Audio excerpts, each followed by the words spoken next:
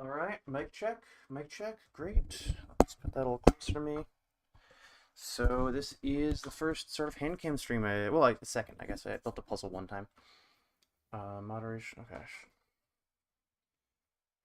YouTube is telling me more things that I can try on their service, which I appreciate, but not what I want to do right now. Okay, we'll learn more later. Okay, so let's see. I've got my webcam pointed down at a box.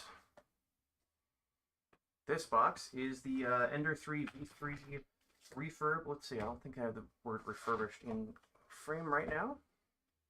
That's my table. I'm not very good at this. We'll learn as we go. We'll learn as we go. Okay, so refurbished. You can see there it says.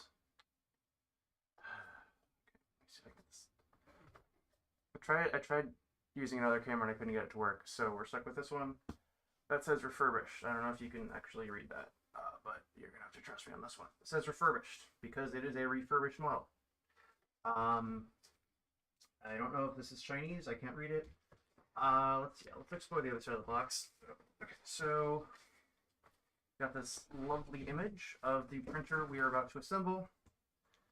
Name of the printer, and then in Chinese it just says "side up." Yeah, it's fragile. Don't get it wet. Don't know what this one means. I can't read Chinese. I wish I could, but I can't. All right. On this side of the box, we have, and there are a bunch of shipping labels on here that I all took off because I don't need to be doxxed right now. So, all right, so we got. I guess is this upside down to you? No, that's up. Wait, see some English text. You know that's upside down. Here we go. And again, this is a little blurry. Sorry, this is the camera I could get to work today. Okay, we can see here there are not one, but two QC pass stickers. That's probably good. Let's see, a bunch of come on webcam. Bunch of Chinese I cannot read. A bunch of symbols I don't fully understand. Did we actually get everything on this side of the box? I think so. Let's just do a quick scan. Yep, I got a bunch of messy cables. Don't worry about it. Webcam is not staying where I want it to. Got caught on the bot. Okay. Okay, webcam, please. Please. I'm begging you. It's got a very okay, is that working? That's where I want to. Okay, great. So yeah, do a quick scan. So you can focus. It doesn't really have an autofocus. It just kind of focuses at one angle. All right, so I think that's everything. I know that word says printer in Chinese, and this is simplified Chinese, so I should be calling it Mandarin. Let's see, I just did that side. Okay, that side's the same.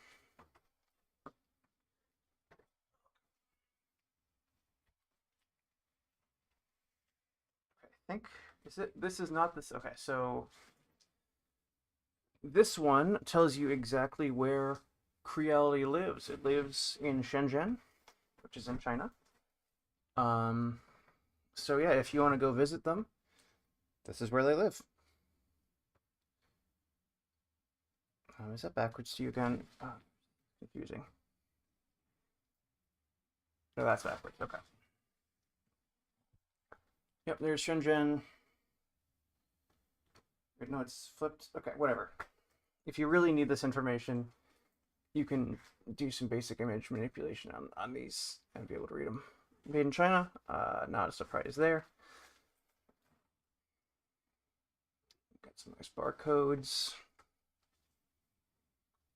Okay, I think that's everything we need from the outside of the box. So, got some scissors here. Let's get this in shot. And hopefully my audio is okay. Probably boost my audio just a tad. One sec. Just remember how to do that. It's been a little while. Advanced audio properties.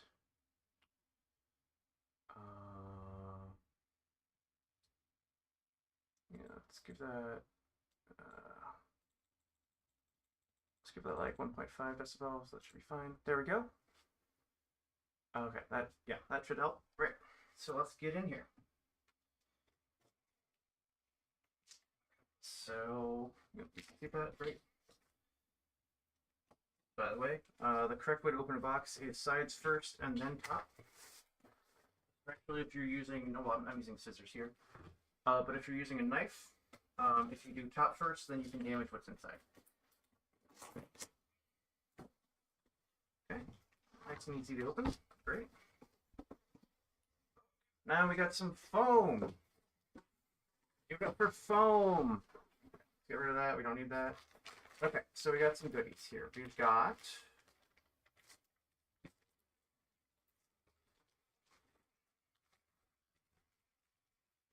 okay, what is this stuff? We grab some. Okay, so we got a replacement nozzle, some other replacement part. Okay. Some more foam. This is a pair of clippers. Let me just unwrap that. Clip, clip. I hate that getting close to this camera makes things less like more blurry. Anyway, clip, clip. So that's fun. I'll probably use those later. I got an assortment of screws. Okay. Let's see. We already did the nozzle. Okay, I'm not entirely sure what this is. This is our SD card and a little reader so I can plug it into my computer easily. And this is a big SD card, if you can tell, because actually, like when I hold it in my hand, you can actually see it, which is cool. Let's see, let's make sure I put that in the right way. There we go. And I have bundled a very small amount of filament, but it should be, okay, they bundled a very small amount of filament. This is filament. This is their logo, I guess. But it should be enough for our first print. Okay, more screws. All right, and then some random tools, which we'll probably be using in a minute. And we've got the assembly guide and some stickers.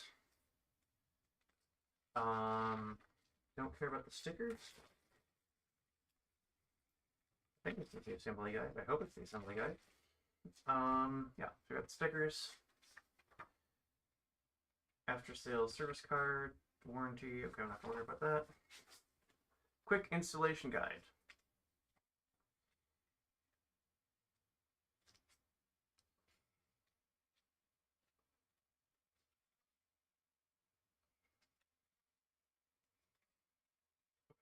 So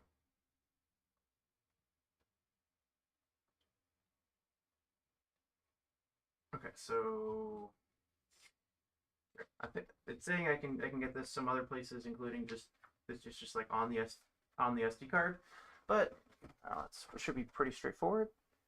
Okay, so now that we've got this, okay, actually, so we have this instruction book.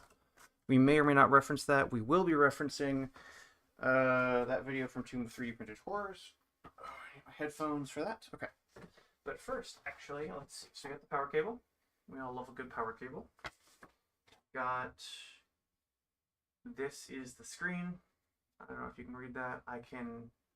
Yeah, that's incredibly blurry on this camera. I'm sorry. Here we go. Okay, let's just read it out loud. Please ensure the correct position for the power supply switch and mains before supply connection in order to avoid damage to the device. Okay, so I'm gonna double check that. Okay. Oh, that doesn't even. Okay. All right. Okay, so if the mains between 120 and 100 and 120, please select 115. If the mains between 200 and 240, please select 230 for the. Okay, great. So okay, so it appears that this is not actually where the switch lives. It's telling me about the switch. Okay, got some more foam. Great. Now we got the meat of the printer itself. Okay, so now I'm going to start watching that video from Tomb of 3D Printed Horrors, which I need my headphones for. I've already watched this video, but you know, these printers are kind of fragile creatures. So I'm gonna watch it again as we assemble it and see if it can help us out. I probably can. This guy is kind of meticulous, so he so I can see big on my screen. You can see it little on your screen.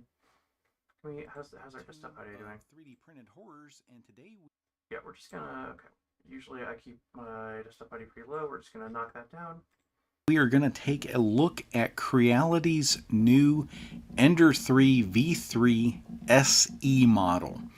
Now, don't even ask me what some of these naming conventions mean. Creality, I don't even think they know how they're naming these things. We've got the Okay. SE coming, the KE. I think I understand this one actually. Oh wait, there you go. I think I actually understand this naming scheme.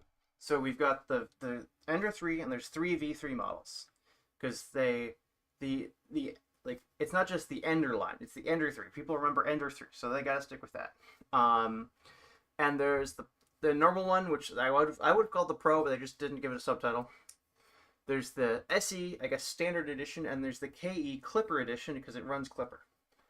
And it has like a bunch of, it has some nicer features. The SE is the lower spec model. But consider this printer was under $100. So I got it used. They basically, someone else returned it, and then I got my hands on it. But hopefully it's a good printer.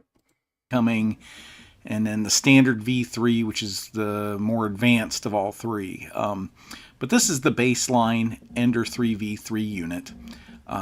It's also, in my opinion, probably the best value.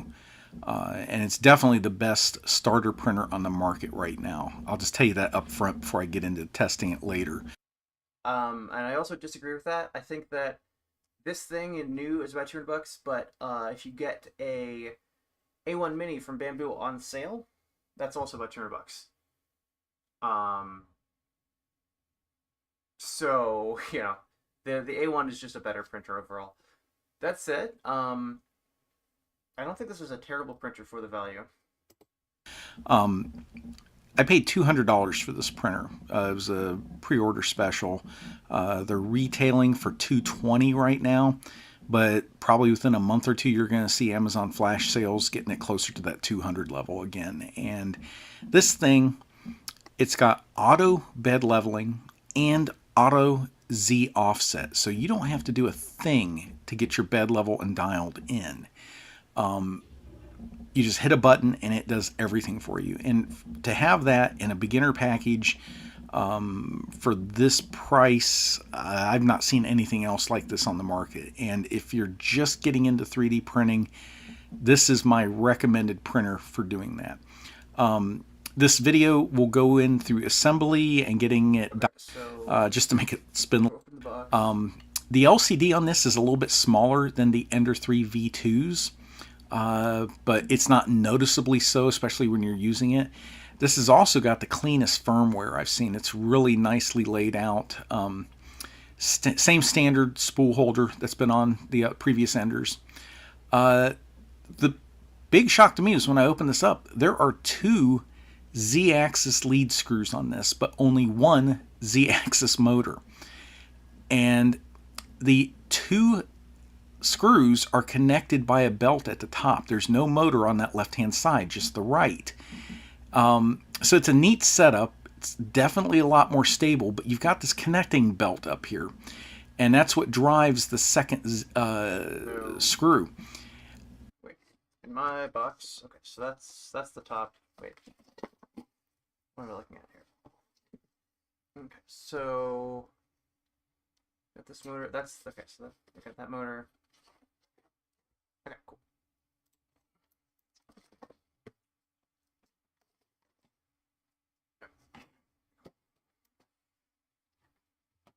We've got the 3 monitors, so I can lose my mouse. So I often lose my mouse.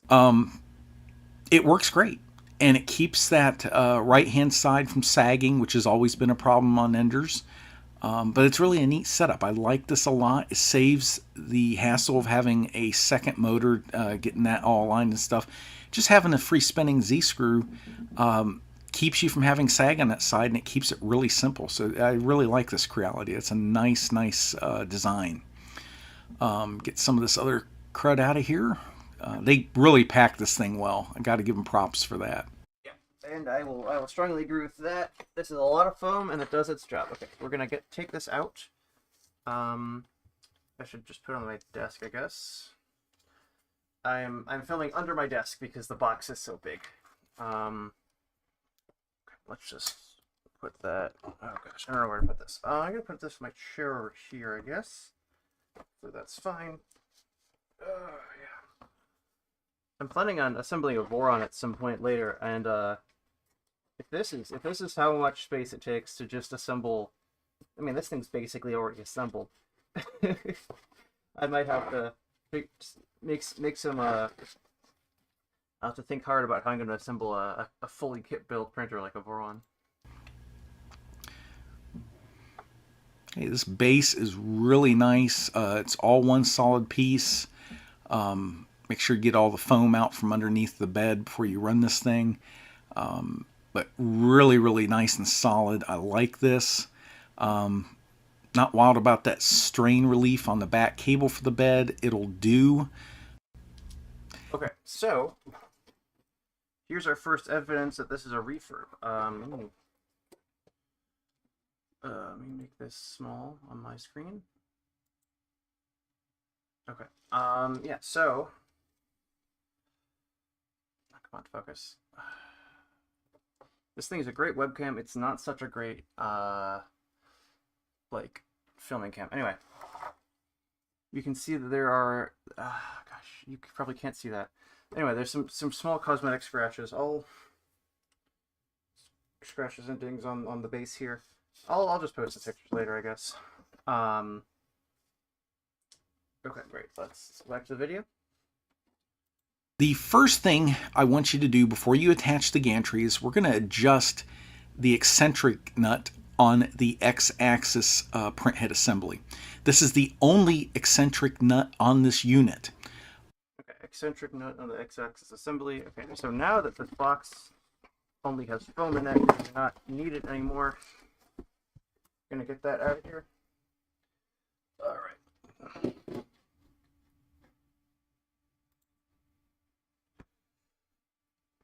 Eccentric nut.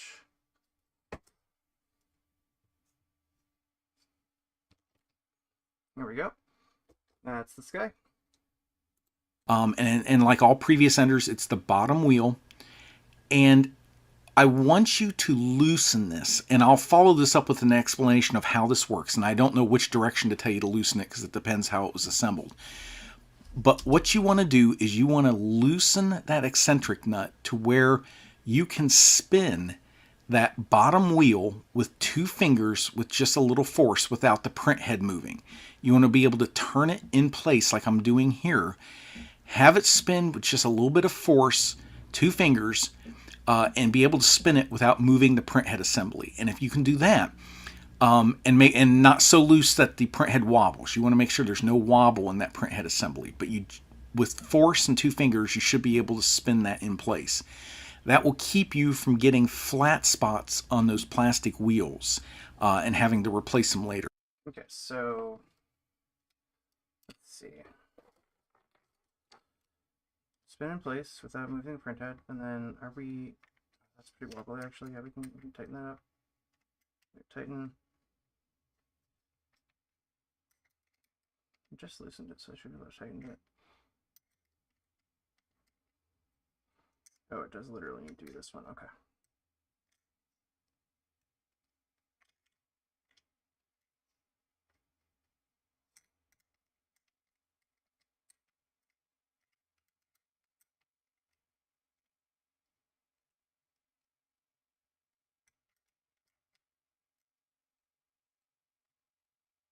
Okay, we're gonna call that good. We can adjust this later, of course. Okay, put that back on my chair. Okay. My original Ender 3 is over 5 years old. I run it almost daily, and I have never replaced any wheels in 5 years by this technique, getting them to where you can spin them in place with 2 fingers. If you do that, they will last a very, very long time. So as you can see here, I can turn all 3 wheels with just 2 fingers and some effort. You don't want them just free spinning, but you want to be able to spin them without moving that cartridge there. Okay, if you know how eccentric nuts work, you can skip this part. But if you don't know how eccentric nuts work, watch this next clip. It's one I did a few years ago, but it talks about the basic operation of an eccentric. Turn this with 2 fingers, these wheels, and that carriage will not move along the rail. If I can do that, it means tighten all air prematurely. All right, let's get started building this sucker. The first thing I'm noticing here is the print bed wobbles. Should not do this. It should be rock solid. Let's take a look here, and there's no nuts on the bottom, so these screws are just standalone screws. So we'll just need to get a screwdriver and tighten these up. Interesting. This Fat Dragon's printer is screws with minor hex nuts for some reason. Nope, that's too big. They used like 6 different hex nut sizes on this printer and like several different, because that's what comes in a bag of parts. Okay. Nope, that's too small. You double check. You can still see all this, right?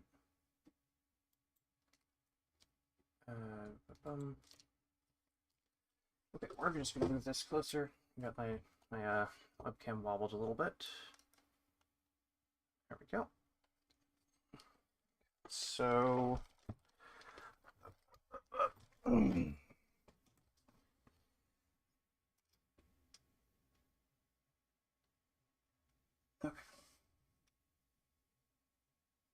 Nope. This one's like one size too small. I wish they just like decided on 2 or 3 sizes of screw and stuck with it, but okay. Anyway, back to our friend 2 or 3D printer tours. You can get my mouse to there we go. So if your bed wobbles, take the magnetic sheet off and tighten all 4 screws up. Next thing, I noticed the Y-axis belt is a... Okay, tighten all these screws up. Okay, great. Oh, yeah, that one definitely needs some tightening.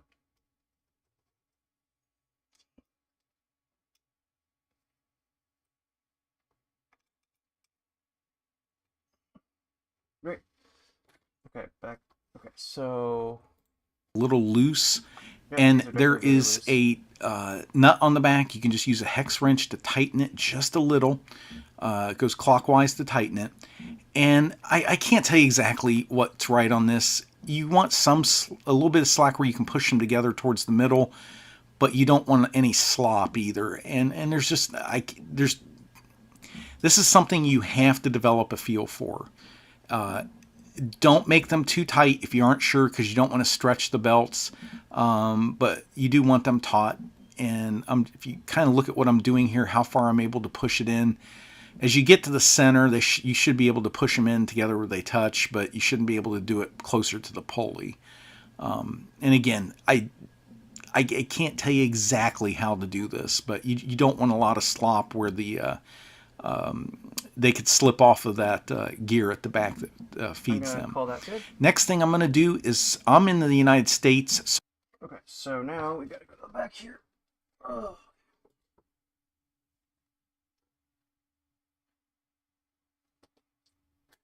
Okay. 115. Okay, so it says 115. So I slide that. If I slide this the other way.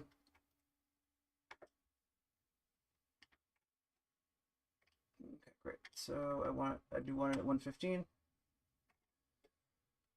Okay, that's how that is. So I want this voltage switched over to 115 volts, okay, which is great. To the right. If you're in Europe, you'll be at 230. You'll leave it switched to the left, but make sure you switch that. You can do it now or at the end. I just did it now. Use one of your pieces of foam that came in the box to set this on when you're working on it. It'll keep it from getting scratched up and getting any of the cables. Okay. Here we go.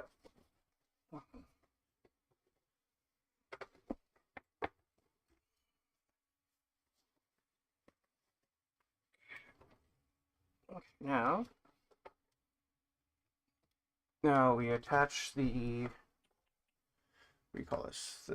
The other piece. And I think this is called a gantry or something. I could not tell you. Okay, let's just oh gosh, I'm casting a big shadow over my own work. I don't have a good solution for that. All right, here we go. Okay, yep. So I got these two pieces. They're both on. Being damaged. All right, I'm gonna grab the gantry here, and there are really nice recesses in this base for alignment. That is really nice. I like this a lot, Creality. It's going to make it very user-friendly for new people new to building printers. Just fit it in these recesses. Okay, so each side of the gantry attaches with 3 M3x14 screws. Here is a pic of the bottom with them in place, but there's 3 of these on each side in this recess, and those are going to attach the gantry. Okay, Get those screwed in. Oh gosh, there's not. Okay, It's okay. Now I do need to reference this manual. Which screws are we talking about? Because I think they're different than when that video was originally filmed.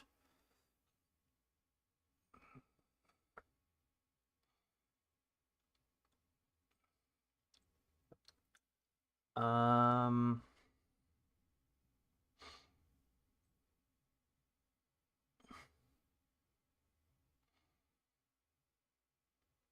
3x14. Okay. Okay.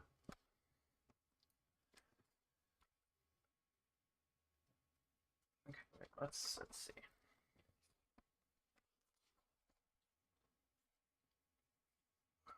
Do I have a ruler or something here? So okay. M3x14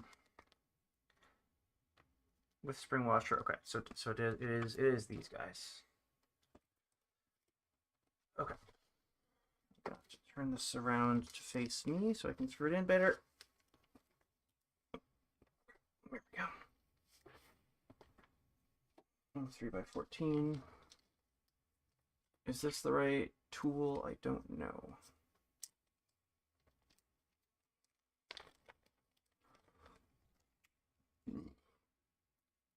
It is. Okay, so we just screw. Okay, wait, actually. Yeah, you're not going to be able to see this, huh? Okay, just gonna do it. I think we've all seen a screw being put into something before. And I don't know how I'd show you without damaging the printer. So we're just screwing all of these M3x14. Okay. Is that taking? Is that doing anything? Okay. That appears to have done something.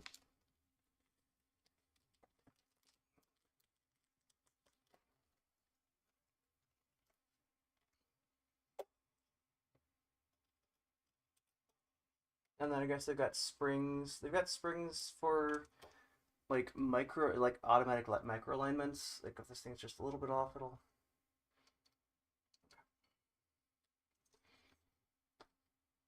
Okay, I feel like this one is slightly.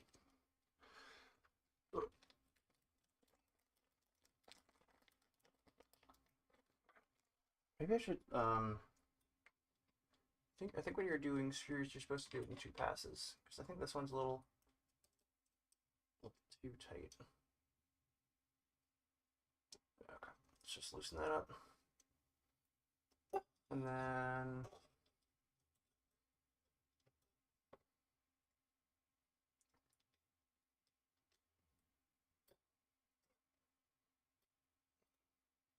huh.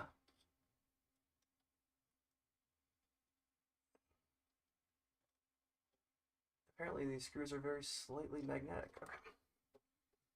Here we go.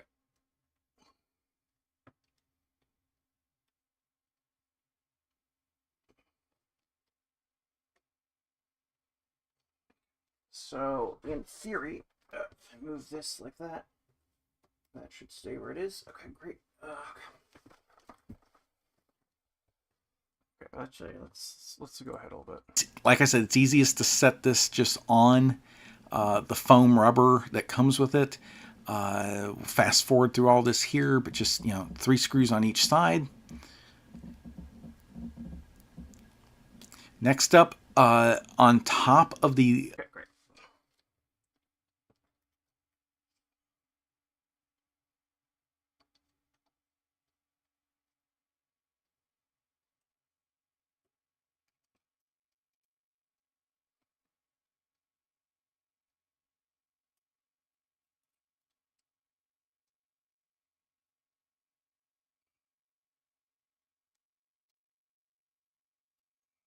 So that should be pretty firmly attached. On that side, yeah, that's not going anywhere. In fact, the other one on the other side is even feeling pretty firm. This one's... There we go. We got a Creality 4240. And let's put some more screws in.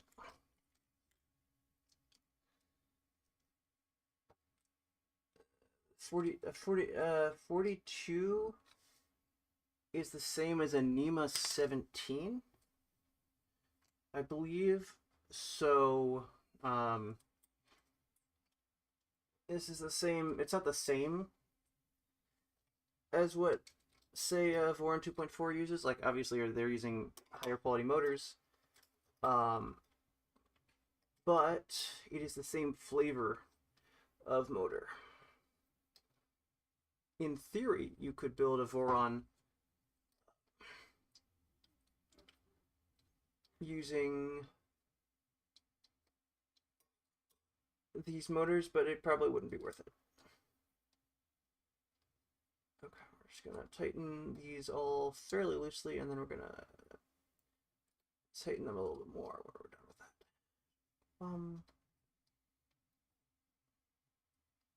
that. How are my Winonas doing? They look like they're doing okay. Oh yeah, I haven't talked about this yet on stream. I am printing, my girlfriend designed some teddy bears for a Winnie the Pooh sort of redux. Because Winnie the Pooh, not the Disney version of it, but the original stories are all public domain now. And they're coming out as like Christmas gifts. And one of these days we'll also start selling them. So obviously you probably can't tell if you want them or not based on what's printing right now, because it's, I mean, the resolution isn't terribly high, and the light on the P1S kind of blows out everything, especially for lighter color filaments. That's what's printing. I don't think I actually labeled it on the stream. There we go. These are all tight. Okay, I think I can tighten this one a little bit more. I think if this were a Voron, these would also all have thread locker. Because obviously printers, as they operate, they tend to vibrate a little bit. And over time, this can loosen screws. But anyway, that's on there pretty solid. Now, what did you want me to do with these guys? Looking from the rear, it'll be on the left. If you're looking at it from the front, it'll be on the right. But you're going to need to put 2 screws in on top of the gantry on the screw side that does not have a motor. So for that side, those are M3 by 8s, and it's going to... Okay, where are my other screws?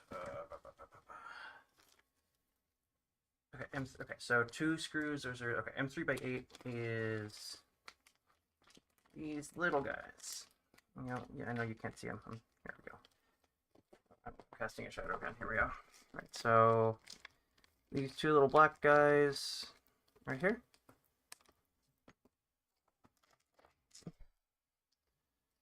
And then these go on the side that does not have a motor. So, oh, on the back here.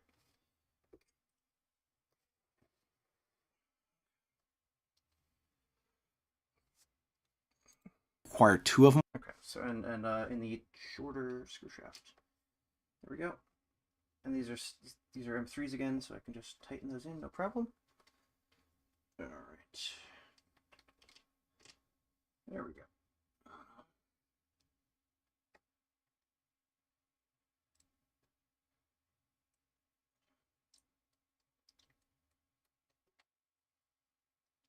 You know, when I was growing up, obviously we had our IKEA furniture, but we didn't have anything else that used like these sort of M3 hex bolt type things, and so I thought it was just a weird IKEA thing. But it turns out that if you're not American, um, you know, M3 and hex bolts are very, very common. One of the great advantages actually of being exposed to 3D printing is that I'm being exposed also to everything in metric, and it's so nice. I love the metric system. I love when someone put it together with thought and care, and not just whatever people were using last week and the week before that ad infinitum. Like the imperial system is the same basic system that we were using in like the Roman Empire. Like, you know, 2,000 years ago when Jesus might have lived, we would have been measuring things in inches and miles. And like the Roman mile was 5,000 feet, and the modern mile is like a little bit less than that. Oh, we got some free filament here. Look at that. A little less than that. Or it's a 5,280. But like it's basically the same system from then until now. But the metric system, it's like no, it was designed in like the 1700s for actual use. Like they thought about it. They weren't just like using what was there before. All right, let's see. Do not put them in those rear upper holes. You want to put them in the two holes that are furthest from the vertical extrusion. On the outside there, there's 2 lower holes and 2 that are kind of stair stepped up. Put them in the lower 2 holes. And this is going fast. Next up, we're going to attach the spool holder. This is M5. Okay, spool holder. This is probably the first thing you're going to modify, because I hear the heavy. If you put a kilogram of filament on here, obviously that's a kilogram of filament doing this whenever the printer moves. So you don't want that. But I'm going to see my parents in Idaho. Like literally, I'm getting on the train today, so that's gonna have to wait. Okay.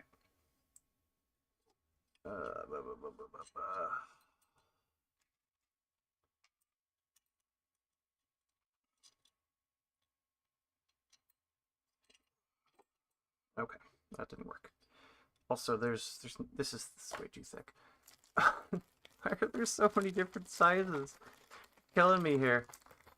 All right, I think this is the right size. This is nice and chunky.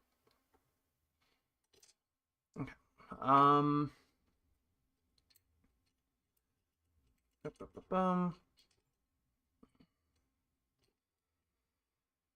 Okay.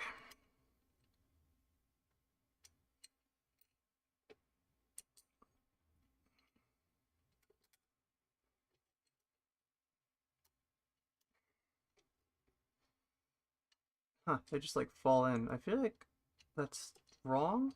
I feel they should not fall in, but alright, let's try it. Let's tighten them. And that's not even right. Okay. Why are there so many different... I'm sure there's good engineering reasons for why, but that doesn't mean it's any less annoying. Is that... Oh, no, that's not it. Okay. Was I right the first time?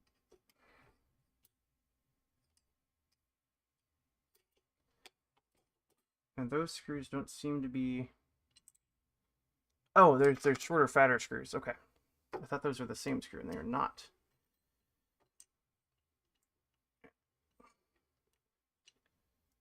Okay, so we got these shorter wire screws. There we go.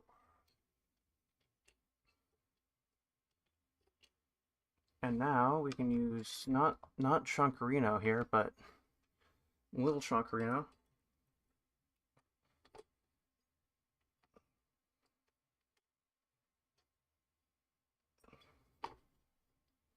Get those tight-ish, and then tighten them up fully. I don't think it terribly matters here. The spool holder, I mean, I guess the tighter the spool holder is, I don't know. I don't think it super matters, because the spool holder is, I mean, it's just, like, this doesn't even spin. This is just literally a piece of probably nylon? I'm not sure. Like one thick hunk of plastic. So it doesn't really move or spin or anything, it just sits there. Great. So we got that done. 5x8 screws, there's 2 of them. Just fast forward through this, get this on. Next up, flip it over so the left side of the unit is up in the air. We're going to attach the LCD screen. This is going to use 3 M. Okay, great. Left side of the unit, that's right here. Heat set inserts are very much a 3D printing thing. I'm sure they're used other places, but I see those and I think, oh my gosh, this was designed with a 3D printer. Even if it's not a 3D printed product, obviously Creality, right? You would assume they have 3D printers at their facility, right? You would assume that they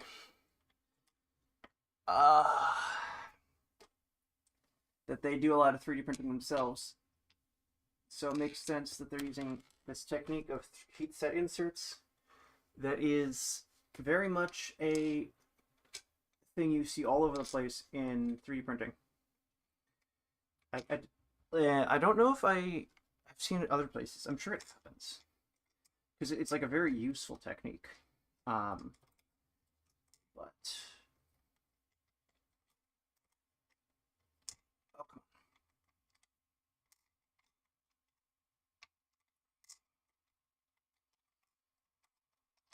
you know, let's just tighten the other 2 screws.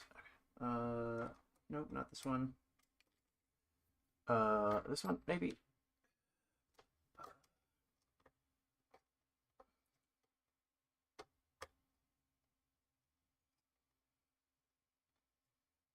Okay, great. So that's that. We got this. Here we go.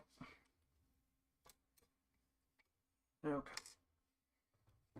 Now, we are on the Make Games Play Games channel. I was planning on doing this on my side channel, but I didn't. So, I think I forgot to, like, you have to basically warn Google that your account is going to be a thing that streams before you actually stream, and I didn't remember to do that. So anyway, I'm justifying this by saying this bad boy is going to be printing game pieces. I'm thinking meeples. I'm thinking, like, I saw a hexagon Scrabble set. They look pretty cool, that sort of thing. So yeah, we're making a tool that'll make games. How about that? All right. Anyway, I think that's every screw we need to screw in. 4x10 screws, and I've got those pointed out here in this photo. What you can do is take off the LCD screen from the mount. It just slides up and off of those slots, and then you can put those screws in more easily and get those in, and then you can slide the LCD in, and finally you're going to attach the cable to the top of the rear face of the LCD there. So go ahead and insert that cable. Now, we're going to want to attach the main cable to the X-axis, the print head assembly and the extruder assembly. There are 2 clips here on either side. Those clips need to be pushed outward. They will rotate out. This will allow you to push in the cable. And then those 2 clips, there's a left and a right clip. You will push those back inward, and those will lock that cable in place. So it's very important that you push those back in, and that's part of what's going to lock this cable in. So get those pushed in. And just showing you here close up, those two clips fold outwards. Put your cable in and be careful with those pins. You want to feed this straight down. And then once it's in, you're going to fold those outer clips back in towards the center and lock it in.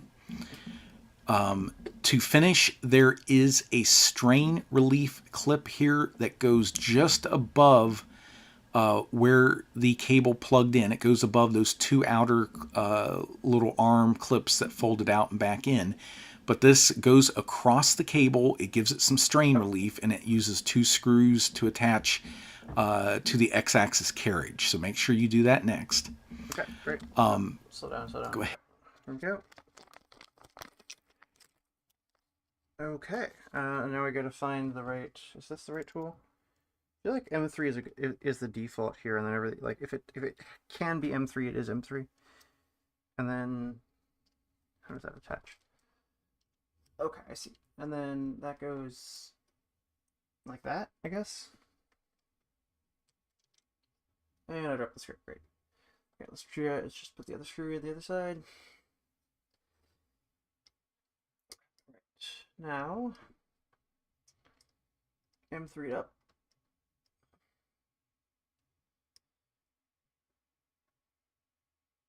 Great.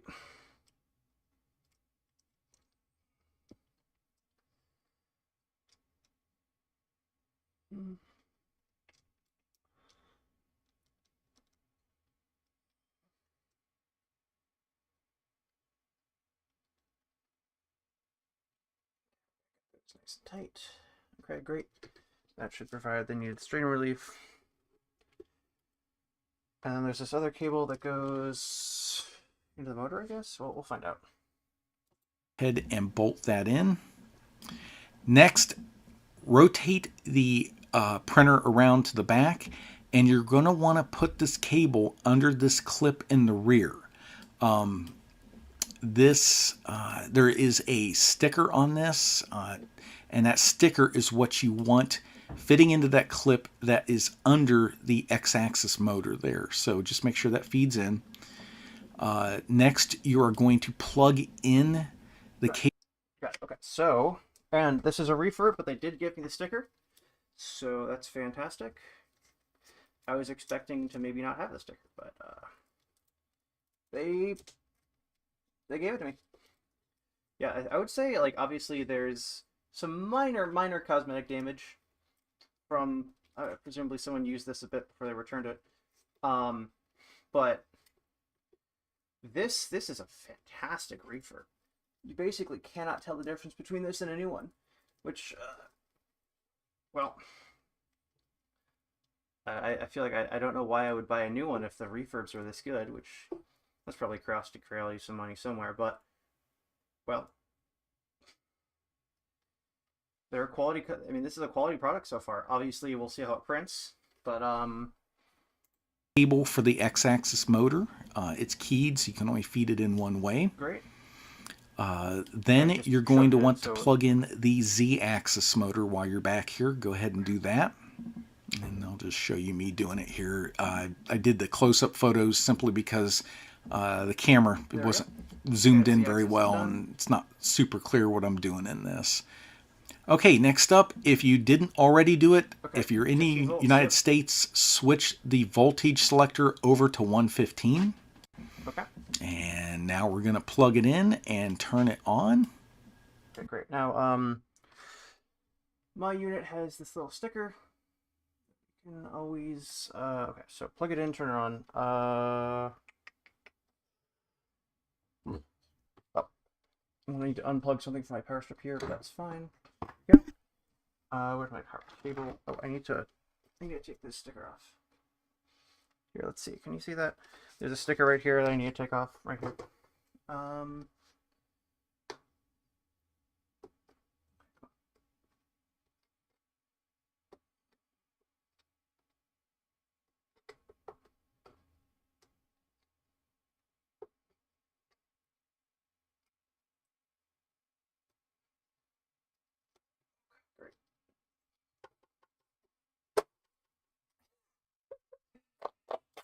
Oh shit. Okay.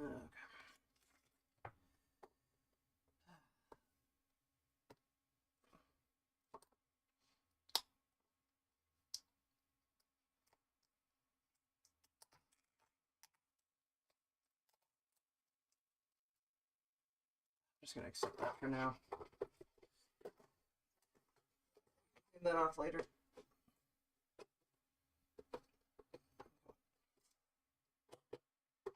Was it clip in? Okay, there we go. Yeah, so yeah, we got some sticker bits here, but that's fine. I'm just gonna accept it. Power cable here. And after you select your language, I picked English for obvious reasons. We're going to hit leveling. And once you do this, just sit back and let it go. I'm going to fast forward this, but the first thing it's going to do is determine the Z offset. And it's going to go down to the lower left corner.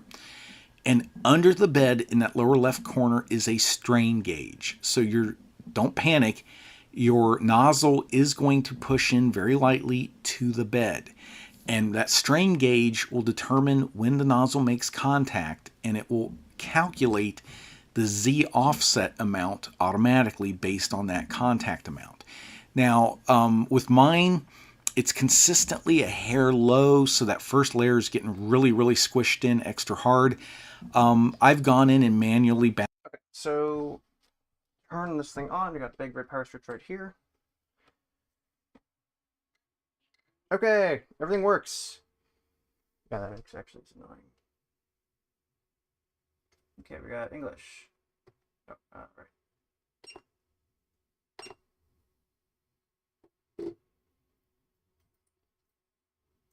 Okay, great. I'll just let it cook. Get out of the way, let it cook. Let's see, can you actually see this well? Oh wow, I've been... Oh, I guess I should move the camera, not the printer, because the printer's doing stuff.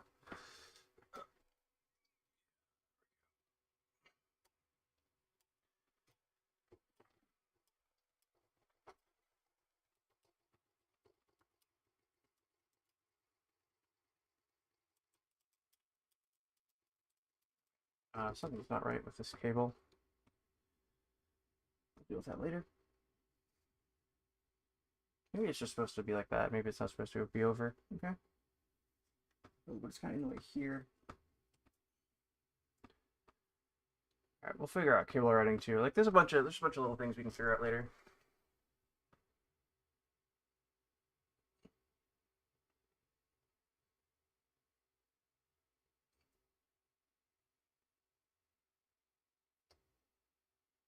It's very smooth motion. Like I don't know why I keep being impressed by this thing, even though I've got like an infinitely nicer printer right over there. Like it's currently printing. But I keep being like, oh, this one's really nice. Oh, my expectations were low because it's a Creality machine, but you know, we're doing all right. Okay.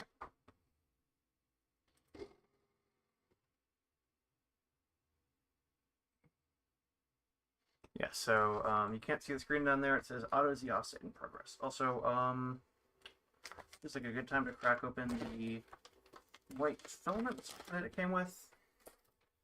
See that right there?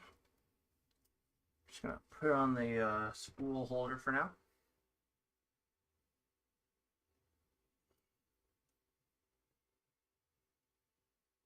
I wish things were less blurry on this camera. All right, whatever. I'm just gonna. Okay. What are you doing? It's heating the. Okay, right. It's heating the nozzle because both the nozzle and the bed have to be at temp for the Z offset to make sense. Because everything, like, basically everything in the universe expands a little bit when you get it hot, including things on a 3D printer. So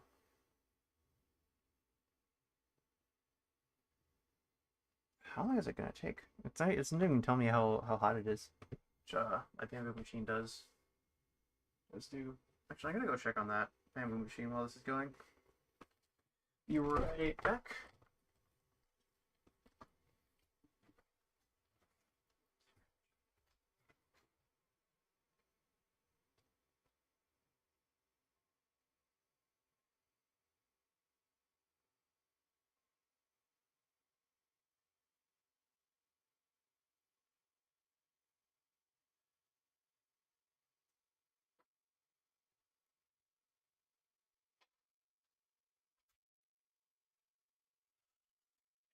There's nothing wrong with the bamboo machine itself.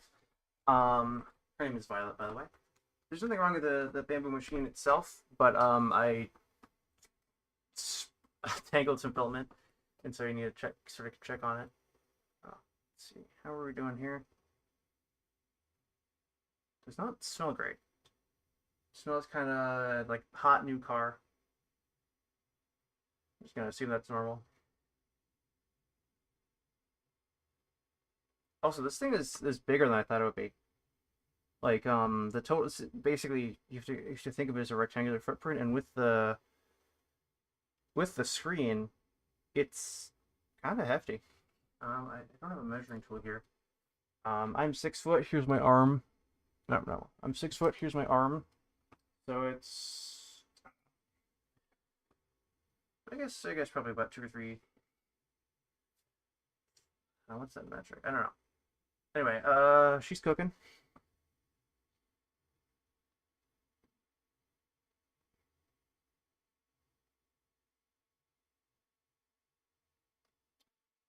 Maybe this is what people say when they say, "Oh, the nozzle wants up really fast."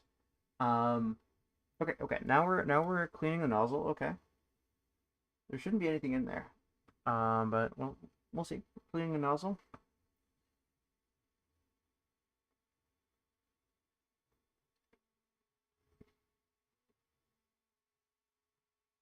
Okay, right. So you can see here, it's going like poking itself a little bit, just to figure out the offset. And I think it's trying to extrude, but there's nothing there. Okay. Yeah, we're just gonna assume all of this is normal and fine until proven otherwise. I think the printhead might be a little loose, I can't tell.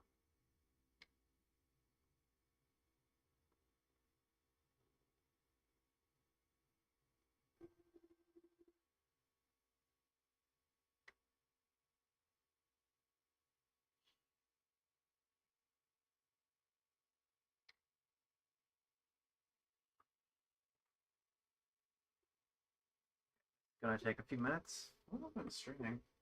About an hour. Okay, that's pretty good.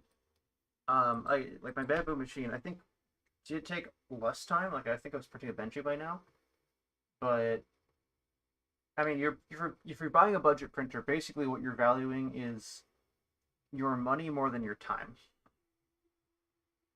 So, I got this printer for like, this printer is like basically 6 times cheaper than my other printer. So if I have to put in, well, okay, I value my time at a little over $20 an hour. So, and I mean this is a hobby, so I'm not worried too hard about it. But I can put a lot more time into this before it catches up with the effective price of the other machine. Um, that said, I think the Bamboo machine is always going to be a better printer unless I do some pretty odd stuff with modifying this or whatever. I just want this one to be like either a reliable second printer or a fun little like platform to start modding. Either one works, honestly. Um, yeah, I can see why people recommend getting a Noctua fan because this is a little whiny. Like there's mods I'm almost certainly gonna do. But I think I should probably keep it stock for a little bit. So yeah, I'm gonna be out of town for about a week. Um, and then after that, we'll see how this goes. I I would love if I just got to keep the stock and it was just like another another little workhorse printer I could just send print jobs to. Um, but I think probably gonna modify this at least a little bit. Because currently only like as stock only works with Cura, you need to root it so it works with like the Prusa Slicer family, which is what I like. And you can't send print jobs over the air, which is something I enjoy doing, so I'd probably have to add Clipper, which is, I think Clipper should basically just support this machine. If I have to buy another motherboard, I'm probably not going to bother. Um, I don't know if you've heard that, but there's these little clicky switches right here. I'm not going to touch it right now. There's little clicky switches right here. Okay, leveling. Great, we're on leveling. That says leveling. I know you can't read it, but it says leveling.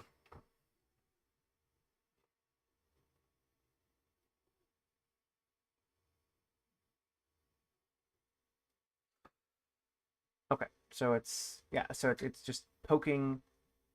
What? Why did it start over? Okay, so it's using the head to poke. I think it's gonna be 25 segments.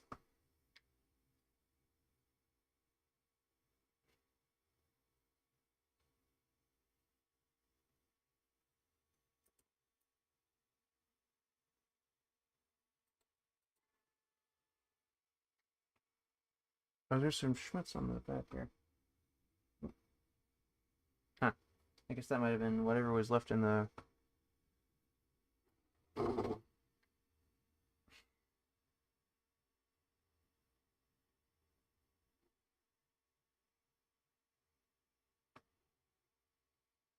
Yeah, not sure what that schmutz was, but actually, that might have been my schmutz because I took the bed off for a bit. Whatever, we can clean off later.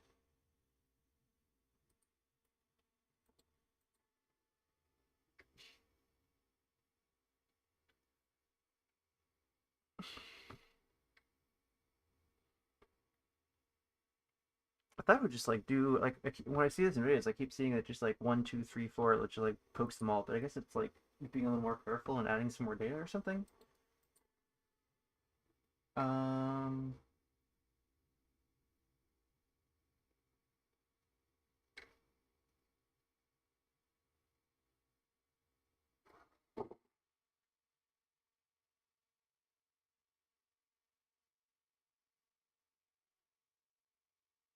Okay, there you go. Now it's 1, 2. Yeah, you can sort of see it on the screen there. 3.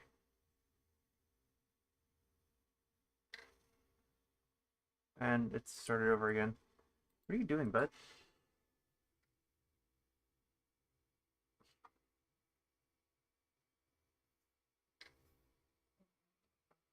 Oh, I'm gonna sip my coffee here.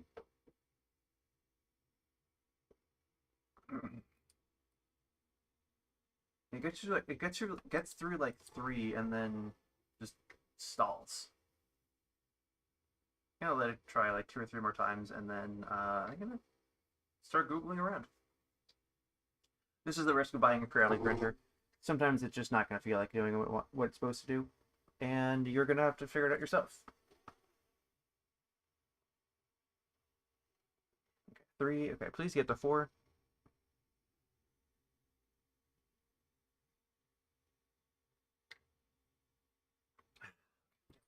Okay, so like 2 more times, and then we'll just on the bright side, those 3 spots should be thoroughly leveled. Yeah, I'm gonna start googling around for this. What happened?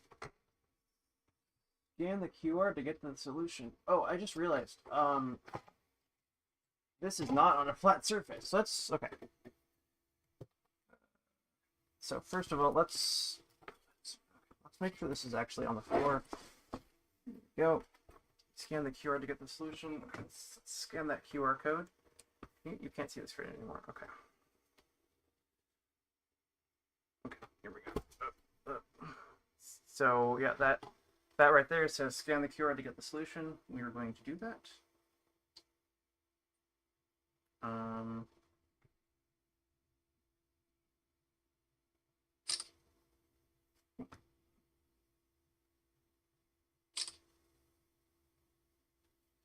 And we can just open that here.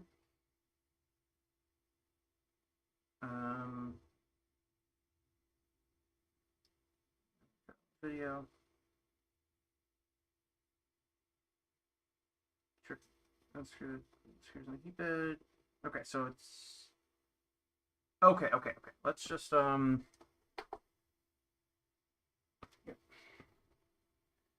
let's just power cycle this. Okay, so I think it was just that like it wasn't level, and it was telling me that it wasn't level. Yeah, it's telling me to do paper trick. Okay. So English. Right, it's not touchscreen.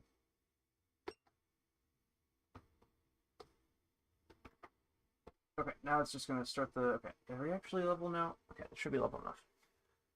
Now it's just gonna start the process over again. Out of curiosity, how warm are the? Okay, these motors are. I guess they haven't been doing much. This one's getting a little warm. I've heard NEMA motors can, well, just motors in general. NEMA is just a North American standard for this sort of thing.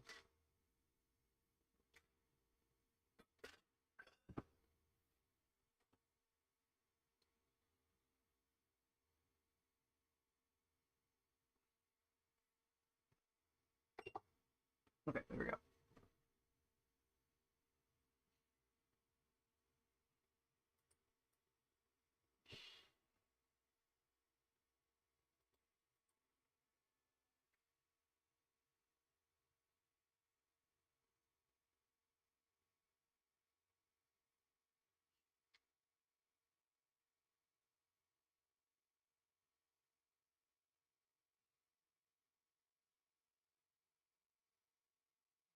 Um, where's my mouse? Oh,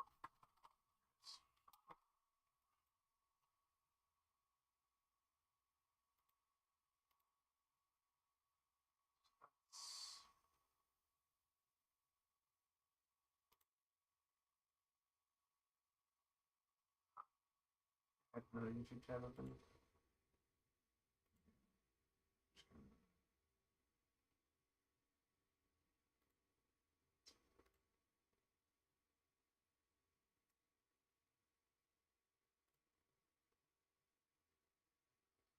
Anyway, we'll let this thing cook.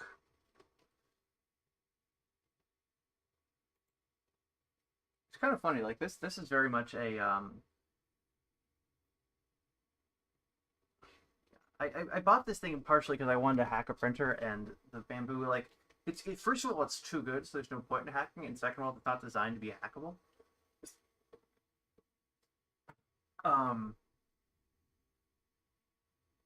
and this one, like, I want to learn more about printing, and this looks like a good place to start.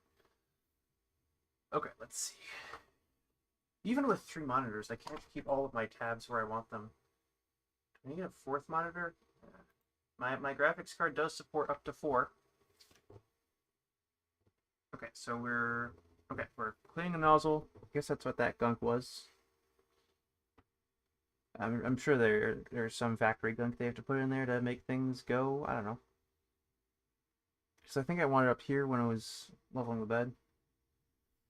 Okay, let's just adjust this camera again. A lot of camera adjusting this stream. So this says nozzle heating, this says nozzle cleaning, and this says nozzle auto Z offset, which is the next thing it'll do. Last time it got to like 3 bumps and then gave up. This time it's gonna hopefully get all the way through, and then we can print our first little I think it's for Creality. It's usually a cat toy. Using the included filament, and then if that doesn't take too long, I might put in some of my own filament. You know, actually, I'm gonna this is the filament that came with it. I am not going to use that. I'm going to use some bamboo filament because I want to see how bad the wobble is with a full spool here. So I'm going to let that do its thing. I'm going to grab the filament.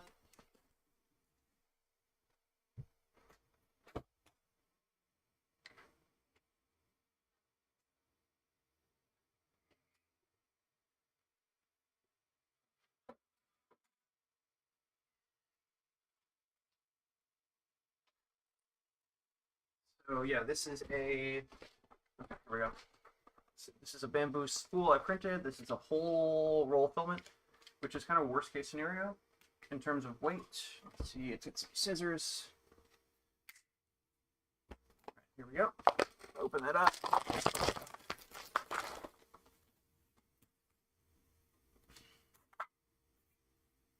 And put that sticker on here, I guess.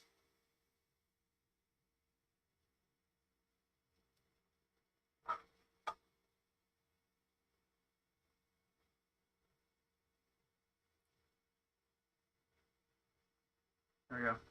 Yeah. Comes with a sticker that tells you what kind of plastic it is. And then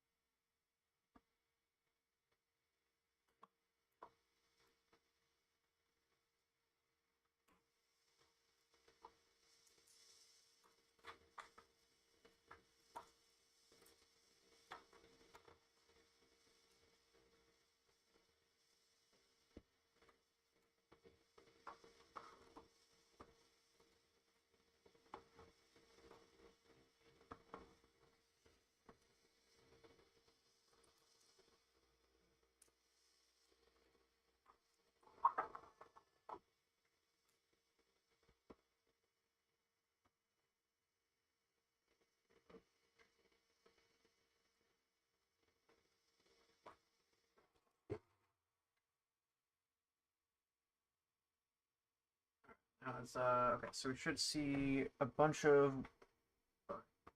It's just, so we should see this get past 3.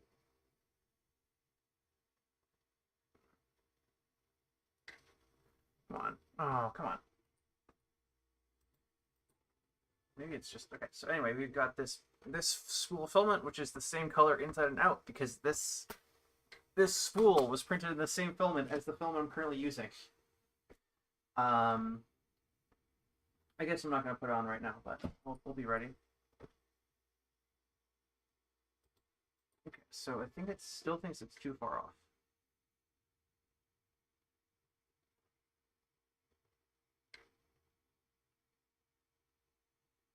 We're gonna give it. Oh, I think we'll just like let it run until it until it tells me I'm wrong again, and then we'll try from there. Okay, we got the third one.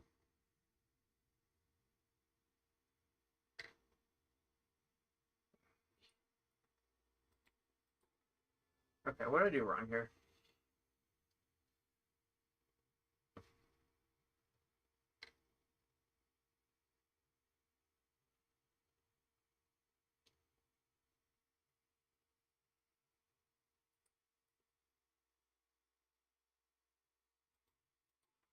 I think my board is just bubbles, but I don't think I'd throw it off that much. There's something under here that I'm not seeing.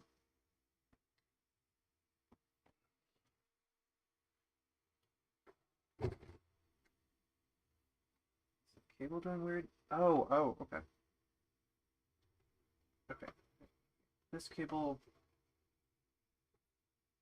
Let's adjust this cable. It's possible that like it's not getting over the other side or something.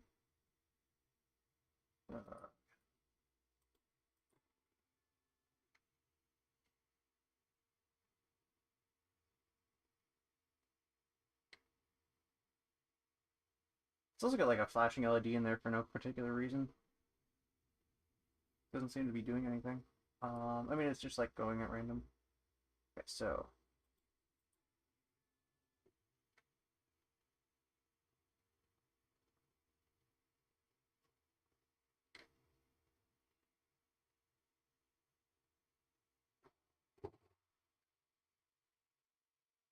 Yeah, okay, so this cable's the issue. Got it. So we just need to. So it's that motor grinding was because it was trying to get somewhere it couldn't because the cable was uh, blocking it. Okay, let's just. So. Also, I routed it wrong. It's supposed to be. Oh, okay. I think I did route it wrong. Yeah. Okay. So I think I know the issue here. Shouldn't be too hard to solve. Just need to find one of the 20 provided screw things. Take that cable. Okay. Oh, printhead is really loose. Yeah. Okay. so let's see, tighten this eccentric.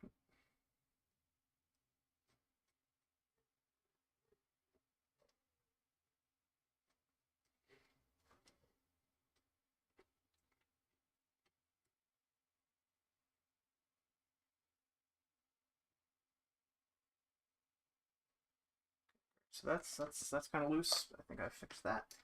Now we've got gotta unscrew these guys.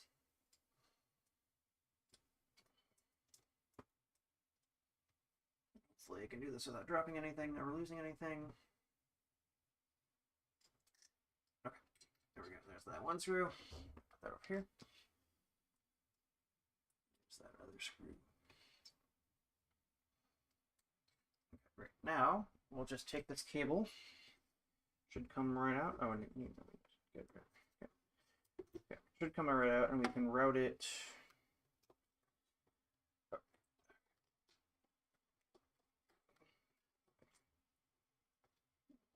So this clip is holding the cable, which is what it should do. Okay, so now, if we put it like that, okay, so this only goes into one way. Clip. Okay. So I'll get these out of here. That should go straight down.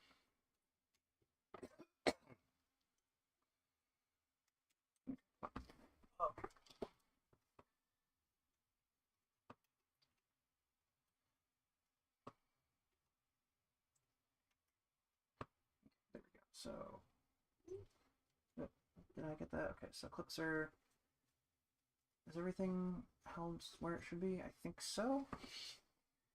Let's put this back in here. That little like cable holding clip. Okay, there we go. And now put this strain relief thing back on.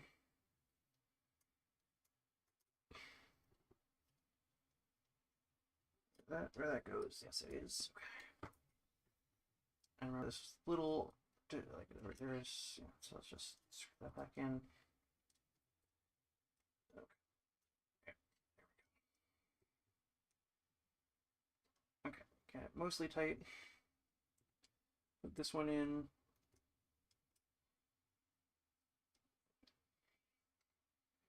It wants to pull in one direction. That's fine.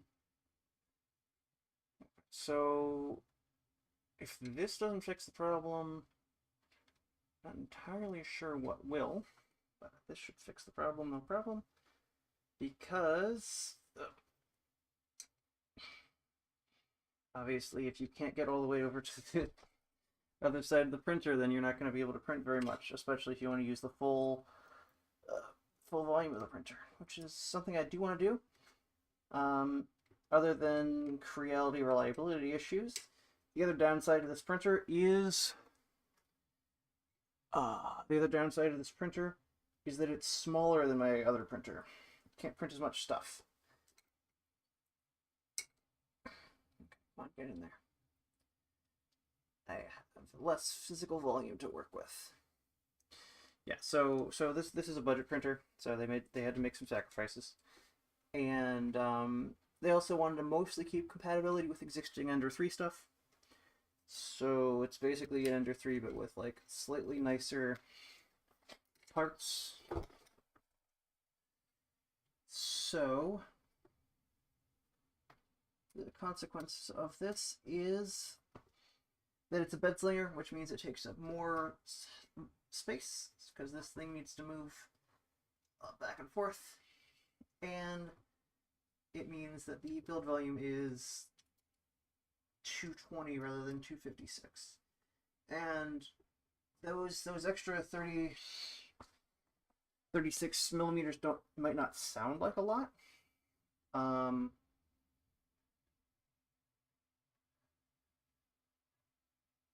but consider that it's like a cubic volume. Okay, that's way too loose. So that's 36 times 36 times, and then it's a 250. So you don't lose a ton on the Z, but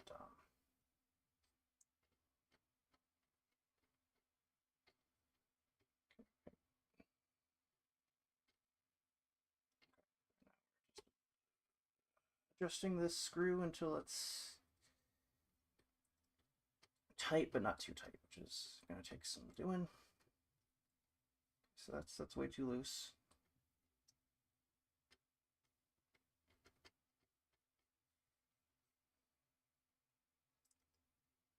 Getting there. So I can always tighten this later, but I do want to tighten it now while I'm in here. We can move this up. Okay. Generate a little bit of current.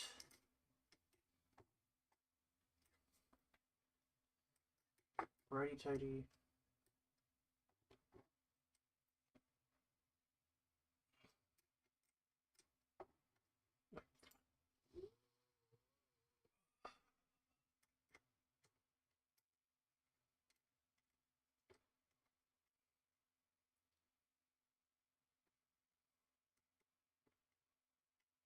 No.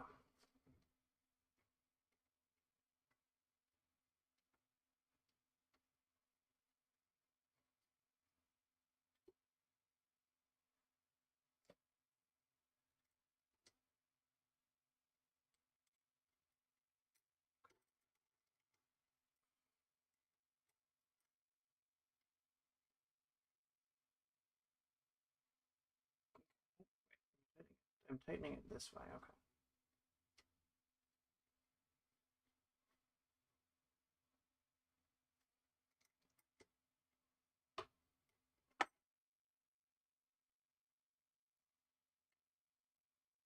I move this.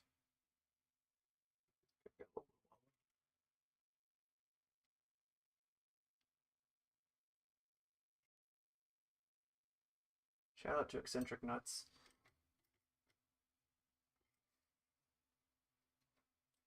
How's our wobble? Okay, we got our wobble.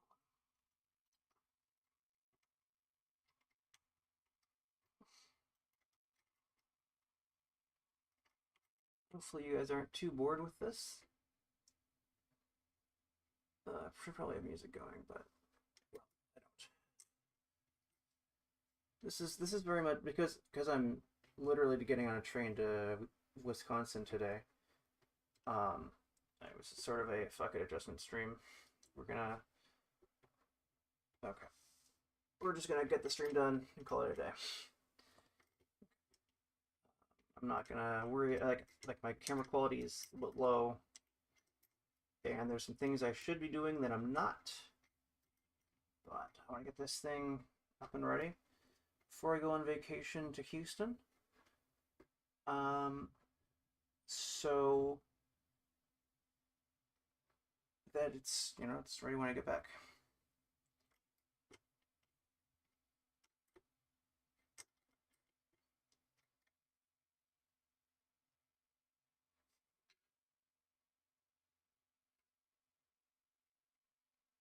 Okay, so how wobbly are we?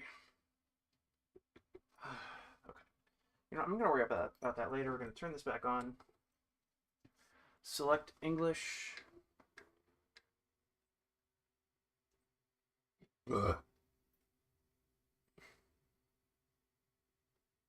I would prefer a touchscreen, but I do actually like this paddle. They chose a good paddle for this. They might even have designed it themselves. I wouldn't be surprised.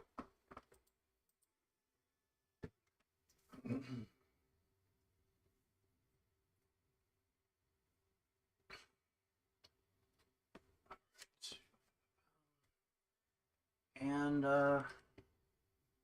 thank you for everyone who is still here watching me fight with this printer. I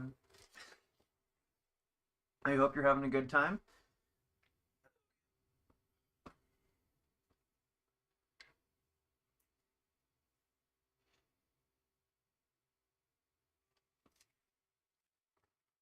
I hope you're not just here for the bare feet. I know some people on the internet can be weird about that. I just decided I don't feel like wearing socks. It's my own house, so I do what I want. And well, I haven't gotten any comments so far, so I haven't gotten any comments about my feet being bare. Yeah, just don't be weird about it. We should be fine. Okay, so what we're doing right now is heating the nozzle. And again, this is much slower than on my... while we're waiting, I'm gonna look up a picture of the. No, the mouse is. Actually, I can just look at my own thumb now. Okay, so I did mount this backwards. I where is? Okay. This should be. All right. I don't think it probably shouldn't have fit in. Okay. Is this the right screw? Yeah. This should be so this hand. Okay, you can't see it. This handle should be facing this way. It is not. So we're gonna fix that while we're waiting for the nozzle to heat.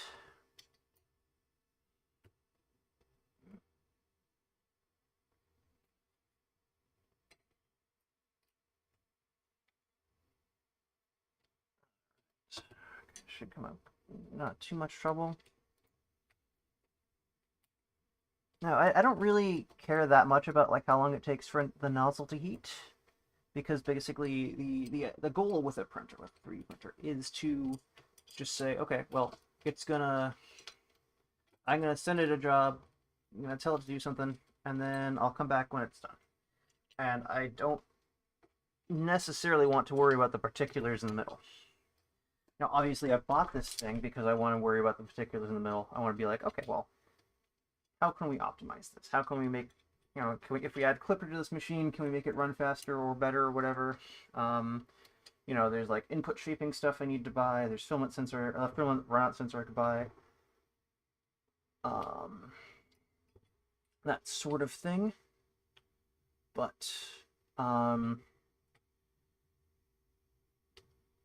the ideal for a 3D printer is you tell it to do something, you set up the job. Oh, obviously, you have to set up your, like, you have to use your own brain and figure it out yourself in terms of like what you want it to do. Right? The printer is a dumb machine. It just does what you tell it to, and it is very, very possible to tell it to do something dumb. So, right, if you take a dumb machine and you tell it to do something dumb, it's gonna. That's dumb squared right there, right? And dumb is not an insult here. I would much rather a machine that like trusts me to know what I want than a machine that makes decisions for me. And this is a machine that basically trusts the user. I think there's just an option in the menu to root it. Like, you don't even have to do anything weird. You go check on. Okay, actually, no. This is the moment of truth. If we get through all of the steps, then we should.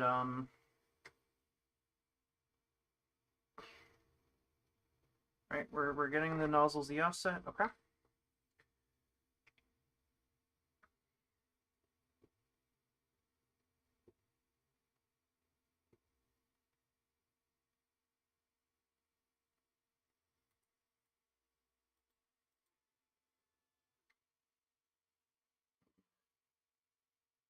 Okay.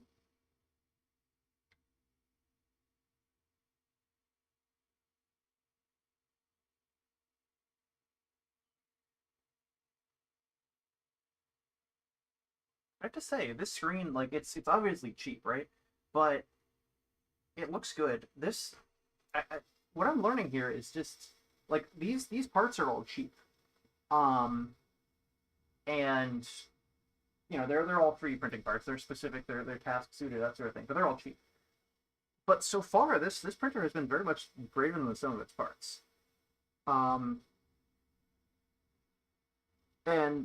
one of the reasons I bought this printer was, okay, if it's a terrible printer, I can't get it to print at all. At the very least, it comes with like 4 motors and some linear rods back here and a bunch of other stuff. Like, if I just wanted spare parts for building a printer from scratch, you can't do much better than $89 for this thing. Now, the one downside of this printer that I learned literally yesterday is that these extrusions right here are not very useful, because usually we want like a more standard extrusion that's easier to build stuff with. So basically what this is it's a motherboard. It's a motherboard that I'm probably going to replace if I take this thing down to its parts. Okay, it's got motherboard, lead screws are good. Motors are probably fine. Yeah, Okay, anyway, let's let it figure itself out in terms of bed leveling. I don't know entirely what it's doing, but let's pray for some green squares. I think what happened. I think the reason it didn't get to 4 was that it went all the way over here and it was trying to get to here, and it didn't because I routed the cable wrong. Okay. And then when it got to 4, it was expecting a click on the clicky switch, and then it didn't get one, and then it errored out. So 4. Yeah, we got it. Okay, you can't see that, but it was only getting to here. Now it's getting to here. It's going all the way across. Looks like there's 20 seconds. I was expecting 25 for some reason.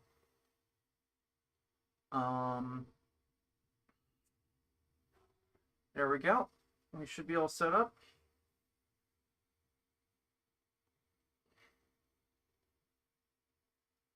And now it should let us get into the menu and print the included cat model. I'm going to give it this kilogram of filament to do it so. Because I do want to see how bad the wobble is as we go up the Z direction. Well, I guess the included model won't max out our Z, but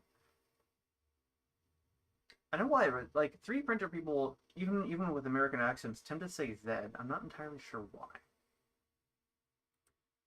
Okay, so it doesn't actually tell us the offsets, it just says they're all good. Okay, so it's gonna, what are you doing here? Oh, I should really prep my filament while I'm waiting. I believe the manual says to cut it with a little bit of an angle.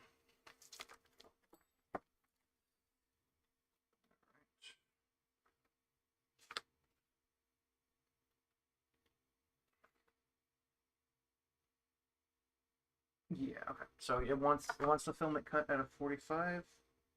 Bamboo doesn't care. Bamboo just like accepts filament, but this one wants it at a 45, so we're gonna cut it at a 45. There we go. I don't know if you'll be able to see that, but I cut it at a 45. I'm just gonna keep this roll nice and taut. I have learned the hard way what happens when you don't do that. Also, these snips, they're fine. They're like okay quality. They're not amazing. But they don't come with any sort of cover. I already have snips that do, so much easier to stab yourself with them. Okay, what are we doing now, printer? Oh, continue. Okay, so this is on me. Yep. Great. Print.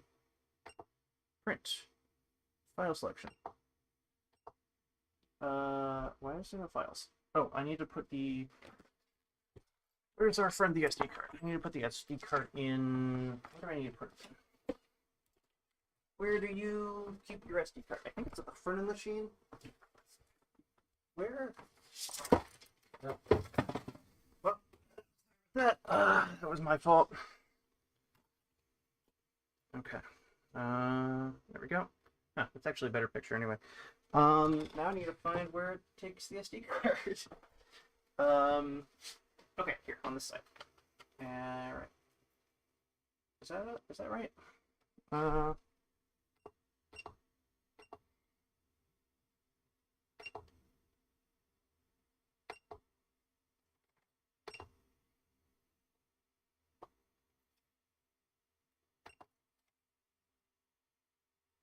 Why is it not printing? Or it's not even showing me the file on the thing. Okay, so turn on the power, filament loading.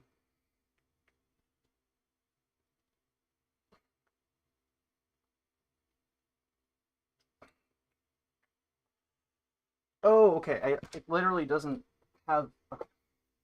That's annoying. Where is the SD card? Reader. Here we go. I'm gonna put this into my computer. It doesn't come with a pre-sliced file. You have to do that yourself. I would say that's the biggest thumbs down I'm gonna give so far. That it literally doesn't come with a pre-sliced file. I can't just like put it in and go. Anyway, we're gonna put that filament in there. Yep. All right. Okay, is that? Are we gonna do anything else? Let's see.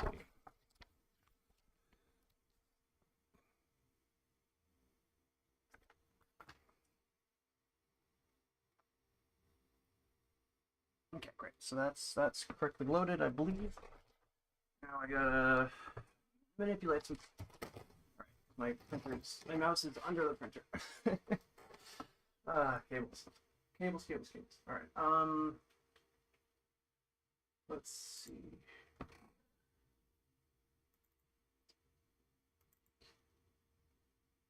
Software. Reality print. Should I capture this? I should probably capture this. That's more interesting than this screen right now. So we're just gonna get rid of this. Monitor capture. Oh, let's capture this monitor. Monitor capture. I want number 2. There we go. Turn that on. There we go. So now we got double vision for this monitor. Next. Sure, whatever. Yep. I'm just gonna take the defaults here. Our poor little printer is waiting. It's waiting. Okay. This might take a sec. So yeah, out of the box to first print, coming in over 90 minutes. Why don't they just include the pre-sliced file? Like that's, come on. It's literally free. You're already flashing the card with whatever you're putting on there. Okay. Right, but they really want me to have Creality print on my computer, and I guess I'll oblige. And of course, this is a very outdated version. Locale is locale is North America. Okay, so can I put this on my second monitor, please?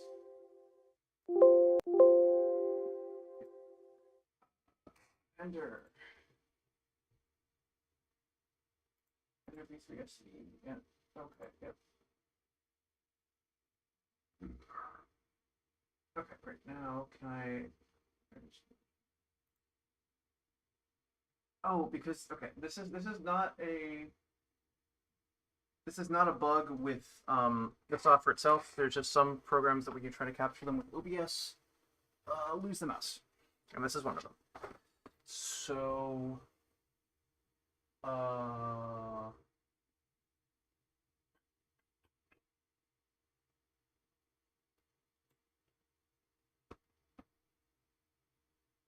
is it just with OBS? I forget exactly how the bug works. Okay, we're gonna turn this monitor capture off and hope for the best. Nope, still can't see my mouse.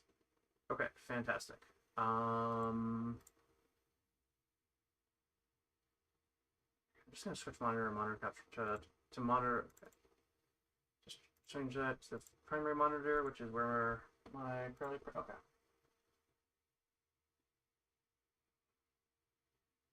Okay, let's turn capture cursor off. And then where's my cursor? Okay, I still not see my. Okay, I still can't see my cursor on this screen. So what you can see and what I can see are the same. And that I can't see my fucking cursor. Yay. So what am I trying to do? I'm trying to print a benchy, I guess. I was gonna if okay, what does the manual say for Creality print? Okay, Creality print. Import model files with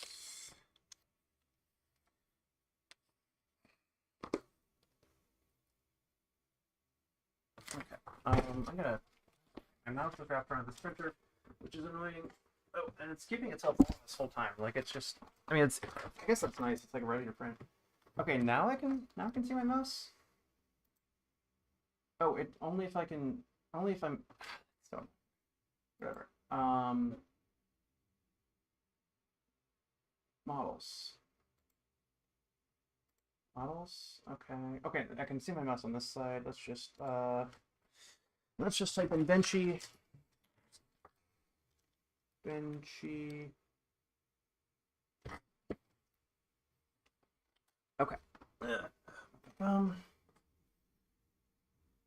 right. Thank you, whoever this is. We're just gonna download all.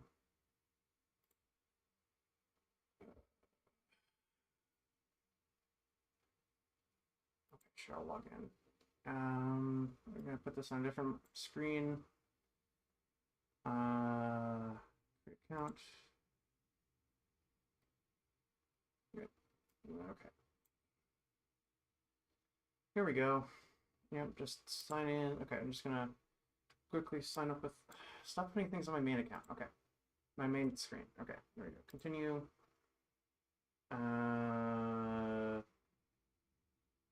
Okay, am I allowed to download this now? Log in. Okay.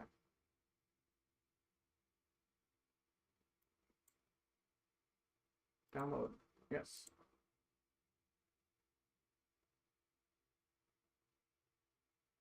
What the fuck are you doing, Creality Print?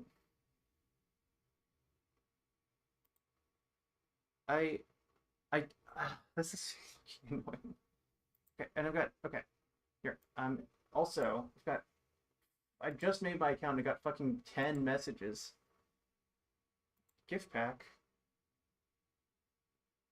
Exclusive free model. I don't care.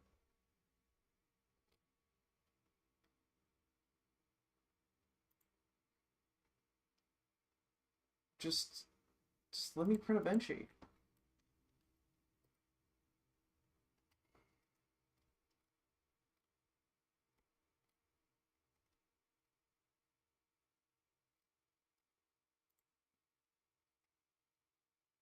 Slicer download. Okay, necessary. Slicer download. Cloud slice.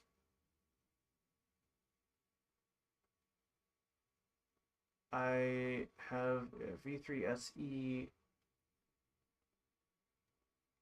Ender series, Ender 3 V3 SE. Okay, there we go. And then it should let me out of live out applied. I don't fucking care. Just let me do the. Just let me print a Benchy so we can get out of here. Yeah. Okay. There we go. Slate. Okay. Yeah. I know how to use a slicer. This is not my first 3D printer. Oh my god. And then I have to wait for the fucking queue. Ugh.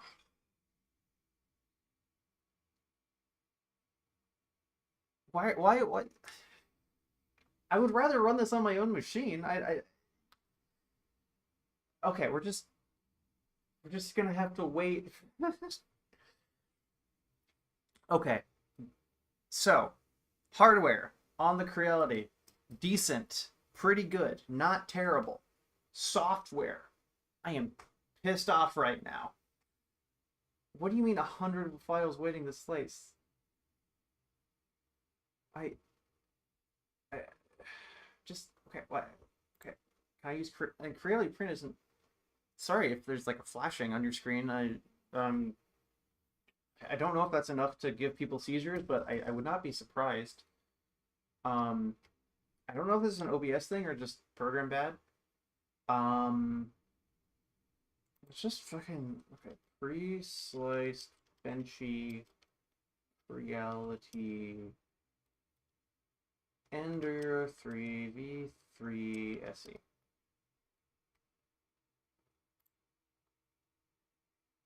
Okay, download now. Okay, so this is a stock Ender 3, but at this point, fuck it. Everything. Okay, no, I don't want an idea. Okay, here we go. We got this G code. Great. Now we just need to. Okay. USB drive. Okay, just Control C. Do I just model? Wait, it had a model in there the whole time. Okay, we're just gonna put that there. Great. Eject this.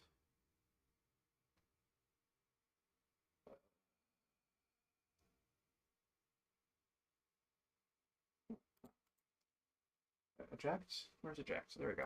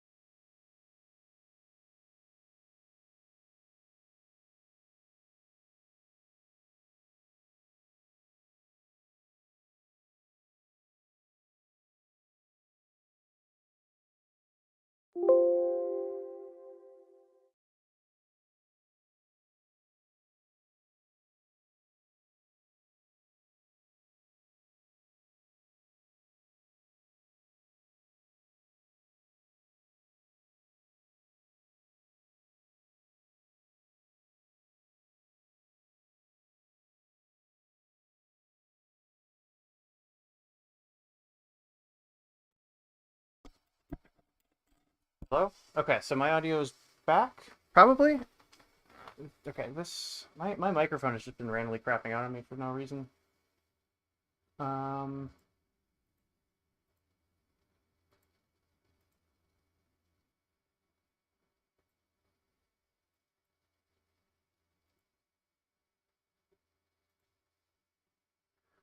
all right, so now you should be able to hear my commentary.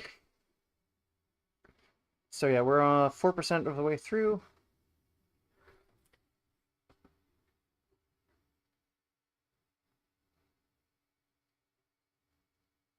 I mean, it's doing what you'd expect it to. Just very slowly, because again, it's pretending to be an Ender 3 for this, for the purposes of this assignment. And it looks like it might be printing the outside brim. It is not. It is printing the just the inside. It's tool head's pretty big.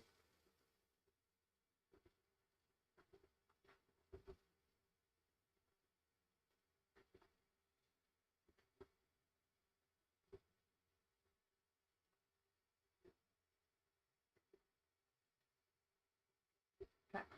And you can't really see it, but yeah. So the spool holder is not. I feel like it should be okay. So I'm just checking the spool holder here. All right. You can see how it's jerking a little bit. All right. I guess it's hard to see on camera. Um.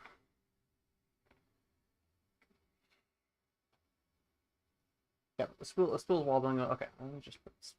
Yeah, now we can see it better. Beautiful under 3 V3 SE.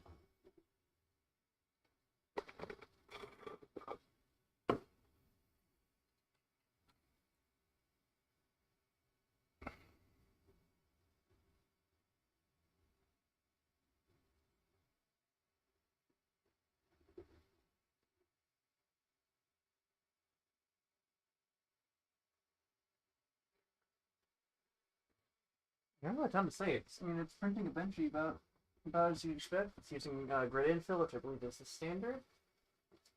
Um, you can't really see the print itself. You can only see the print head moving. Maybe I should get closer to the action here. Although obviously I don't want to melt my camera, which could happen. Is that a? There we go. Let's see. Maybe I can mount this like so. What? Did that do anything? Nope. That does not show you anything useful. I can mount it right here, maybe. Looking straight down. That's a better picture. It's a little blurry because of how my webcam works, but you can see more. You can see the grid infill.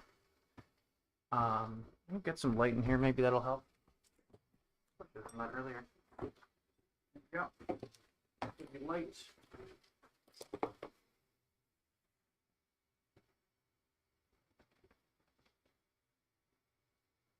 Now, of course, because so yeah, you can see some of what's going on. Yeah, this should be good enough to give you an idea of how it's printing. We are speeding up just a tad as we go up the model. Mm-hmm. But we can't see my reference bench. Oh no, we can.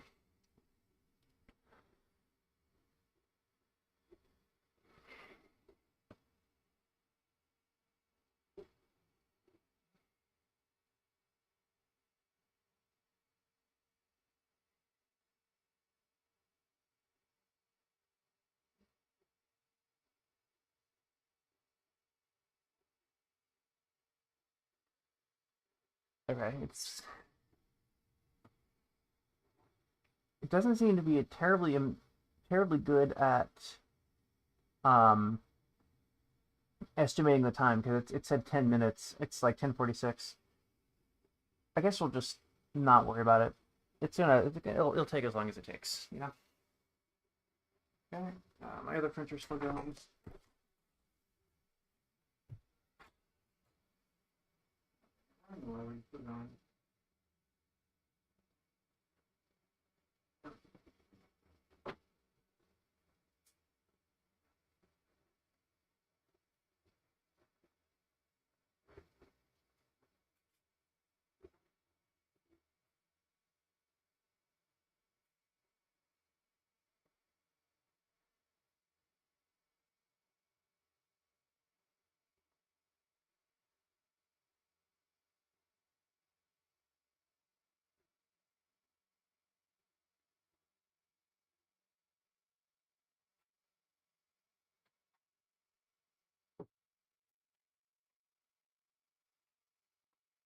All right, we're doing pretty well. So yeah, we're starting to see. Starting to well, okay. So we haven't gotten. Okay, so we are right there, maybe. Still pretty close to the bottom. Oh, and I bumped my camera. There we go. That's about as good as it was before. And I bumped. This thing does not mount very well. Using blue tack here, and it's not the stickiest stuff in the world, which is kind of the point. You know, you want to be able to unstick things as well. Screen says it'll take 10 minutes, 44 seconds more, but I don't believe it. I wish it doesn't tell me what layer it's on. That's kind of useful information that it's not showing, but well, we'll just keep on keeping on, right? Actually, I want focus. There's no. Next time I buy a camera, I'm buying one with autofocus. This is embarrassing. I tried to get Android the Droid, what do you call it? Droid cam working, and I could not figure it out.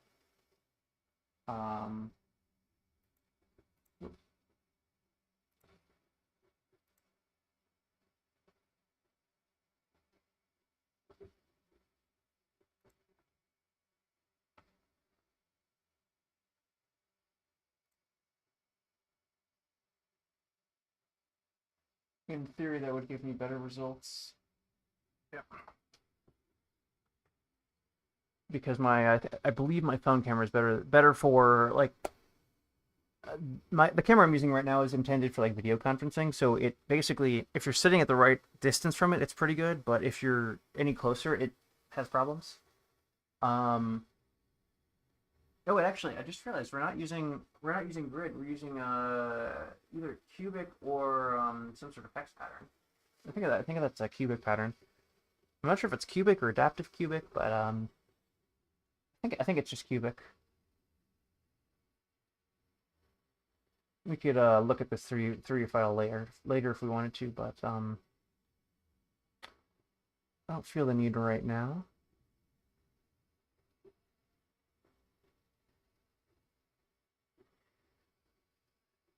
And according to the printer, 10 minutes 40 seconds remaining. I don't believe it in the slightest at this point. It'll take as long as it takes. Yeah, so we've been streaming for a little over 2 hours. So I guess we did start the print in less than 2 hours. And I guess if you knew what you were doing, you probably install this much faster. But I made a couple dumb mistakes earlier in the day. But yeah, like 2 hours to first print is not terrible.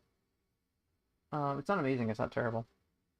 I think the percent gauge is probably accurate, but the time remaining is not. So it says about 12%, which intuitively feels about right.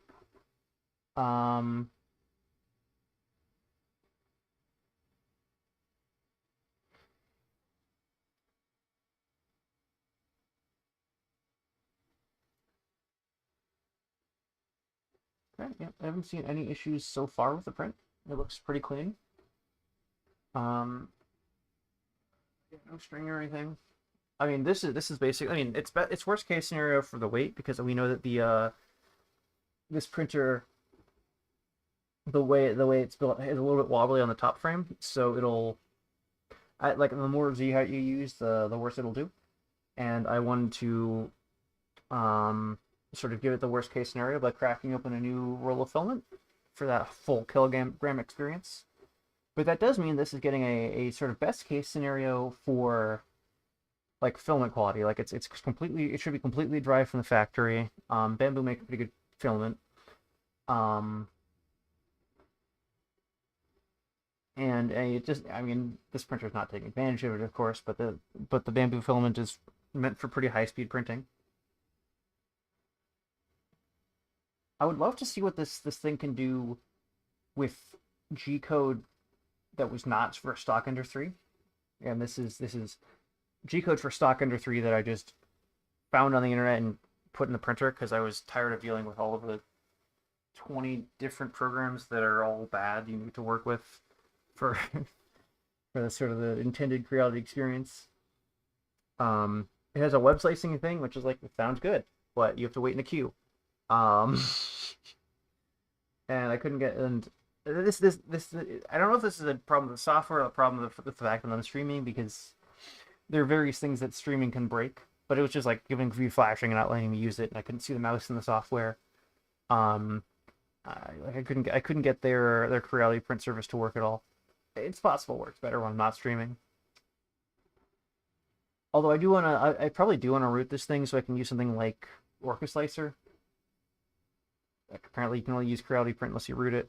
Or Creality print or Cure or whatever. I want to use Orca Slicer because it's just what I'm used to.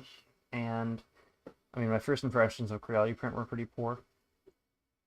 I use Bamboo Studio and not Orca Slicer, but they're basically the same piece of software. Bamboo Studio is just optimized for Bamboo's own printers, which shouldn't surprise anyone given the name. All right, that's at some point pretty soon. I'm gonna need to swap the filament on this other printer, but it has a filament run. This printer does not have a filament runout sensor. I should buy one at some point. So if it runs out of filament, it's just gonna keep printing as if nothing happened. That other printer over there does have a filament runout sensor, so it'll just take a quick break when it runs out of filament. And sometimes when you do that, you can get like a visible line in the print. And since I'm printing 8 things at once, it'll get 8 visible lines for one for each print. But I think if I swap the filament fast enough or something thereabouts, I shouldn't have any too many issues. I've got the other filament ready. I just need to wait for the old spool to run out, basically.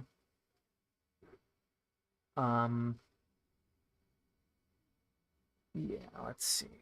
Let me check it one more time.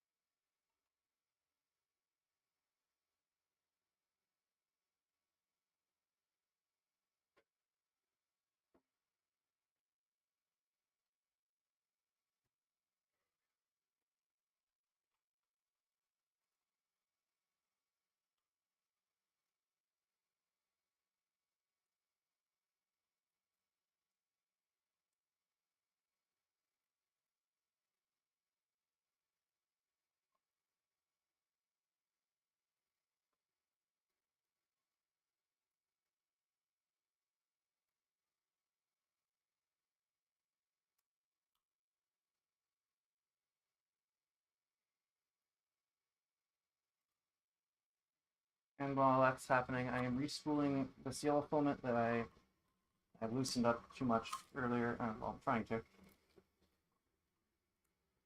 There we go. Okay, well, this respooling effort is not going terribly well. Um,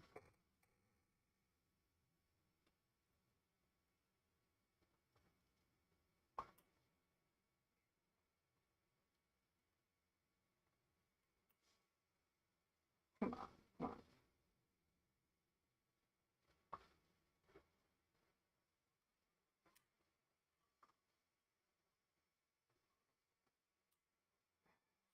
Yeah, never mind respooling. I'm just gonna put this in here and hope for the best. Shouldn't need too much filament anyway. I think I did fix it somewhat on the spooling side. Okay. Yes. Okay, so we are starting to get the deck of the Benchy, I suppose. That's nice.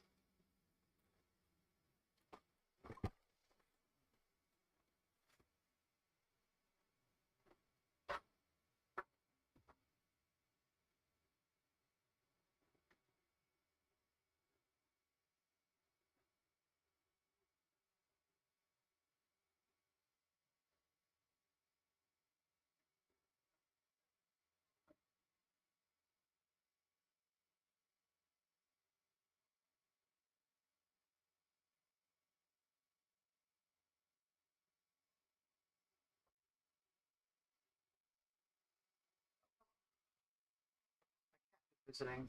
She may or may not show up on stream. One of the reasons I got my first printer enclosed was because I didn't want the cat wandering in and interrupting prints. And also, probably wouldn't be the most comfortable experience for her. Nowadays, everything is in the closet. Like, I just keep all my printers in a closet. And, well, I only have two, right? But I keep the one printer I have in the closet. And this one's going to go in the closet when it's done, too.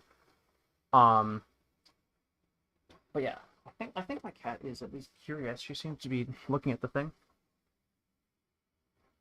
She's still not sure how she feels about my other printer.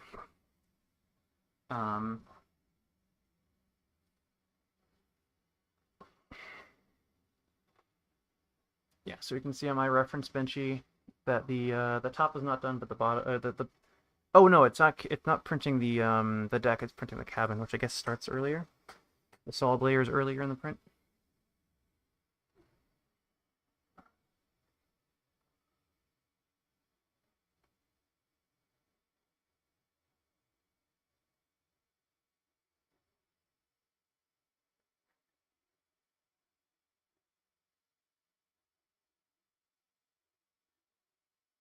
Yeah, the motor movements. This printer is actually a lot quieter than my other printer. Because my other printer you can hear the motors a lot more. Like the motors are the biggest source of noise. So for this printer, the fan is the biggest source of noise. But I know that you can replace it with a noctua fan that like is much quieter. So it's possible that this printer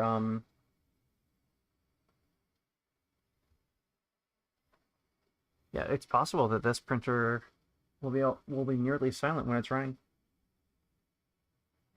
which is nice. Because I can't really run my bamboo printer while I'm sleeping, but if this printer is that quiet, then you know that could be a major advantage. Wow, Ender 3s were slow. Oh, well, stream doesn't end until if we finish printing the benchy and then get a quick chance to evaluate it. So, it's gonna take as long as it takes. Um,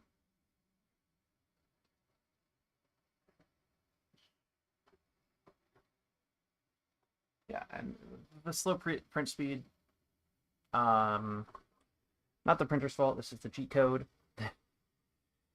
uh, well, I'm gonna hold it against the printer a little bit because your software was kind of bad.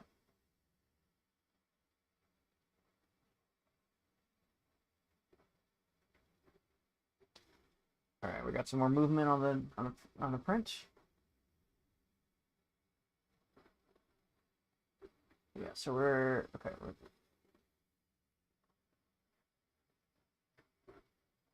So what are we doing right now? We're printing the yeah. It's okay. So yeah, you can see very clearly on this model where we are right now. So the solid layer underneath the cabin obviously needs to be printed before you can stack layers on top of that. So we just did that layer. Um,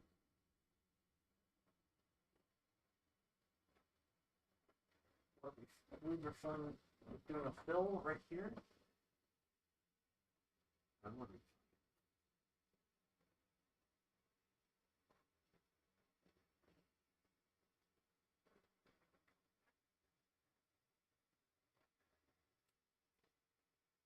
Are just getting the bottom deck? I think so.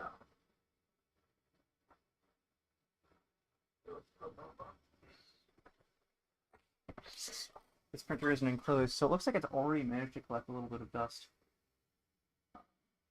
Yeah, is to be expected. I have a somewhat dusty room.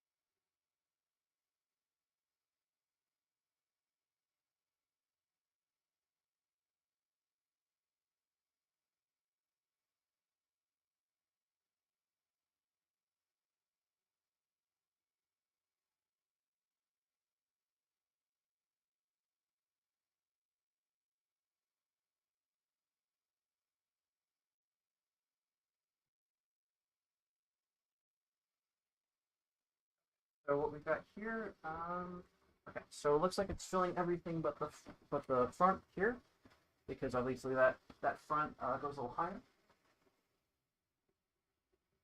So far, this print looks basically perfect. Layers are very clean. Um, yeah, no issues whatsoever. I guess there's a little tiny bit of stringing on the internals. But we're gonna the internals, right?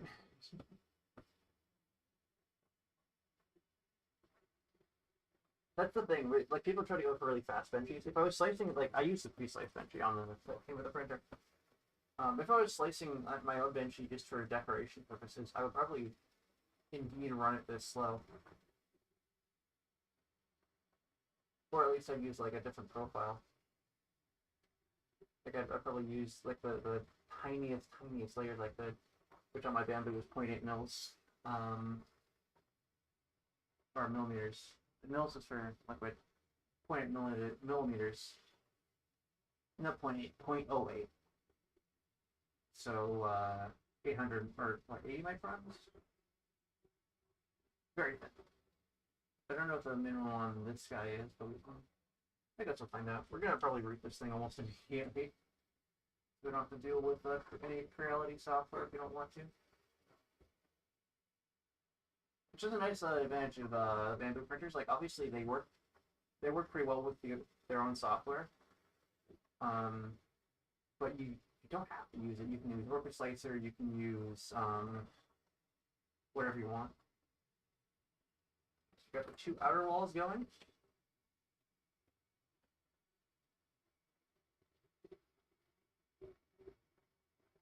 Sure, you speed up a little bit. I'm not sure exactly why, but well, we'll keep going.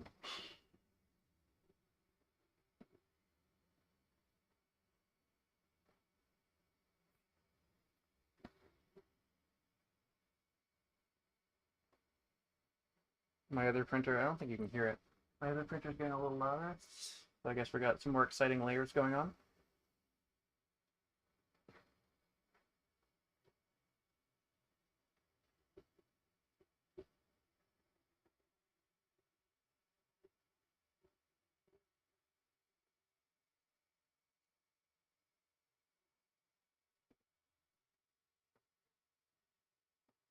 So there's a lot of little intricate details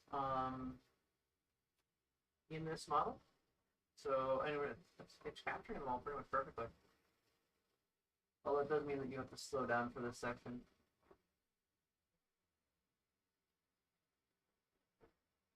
Two outer walls with a tiny bit of infill between them.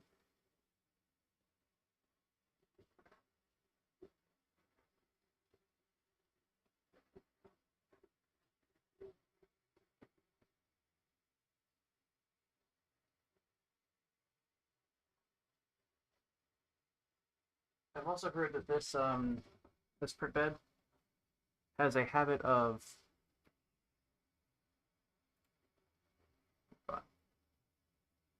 the print bed has a habit of attaching maybe a little too well to prints. So we'll see when we pop this off the build plate how it feels. I've heard that like you might need to scrape it, and also that it's pretty easy to damage the build plate if you are scraping it. Oh, I lost my other. Here we go. That's part of the cinematic experience here.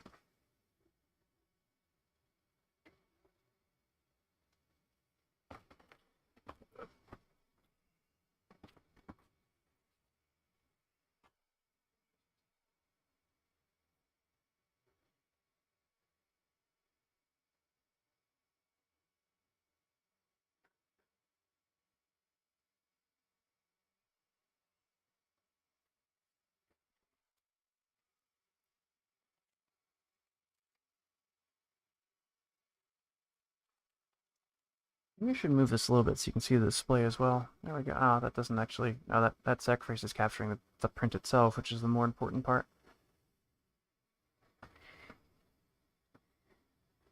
So yeah, it's good. Got the gap of cubic infill. It's doing pretty well.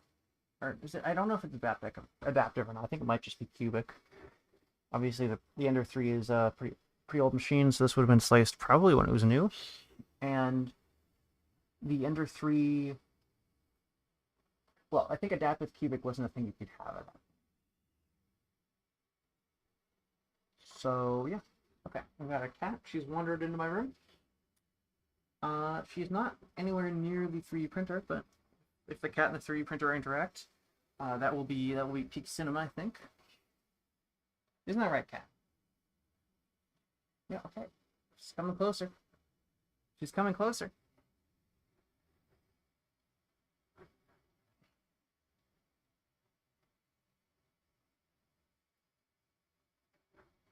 Oh, if you're wondering about the Comic Sans for everything, I was too lazy to change it.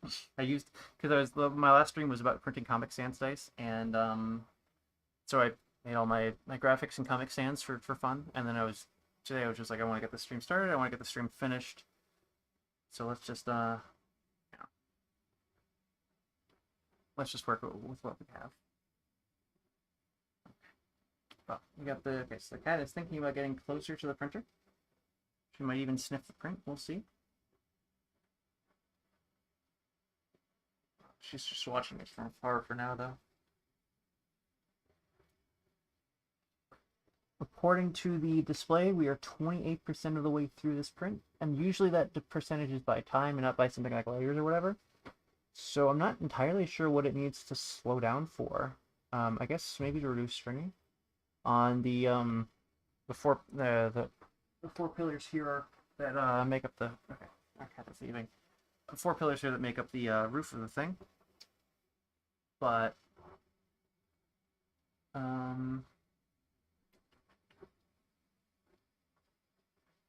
yeah, we might be here a while.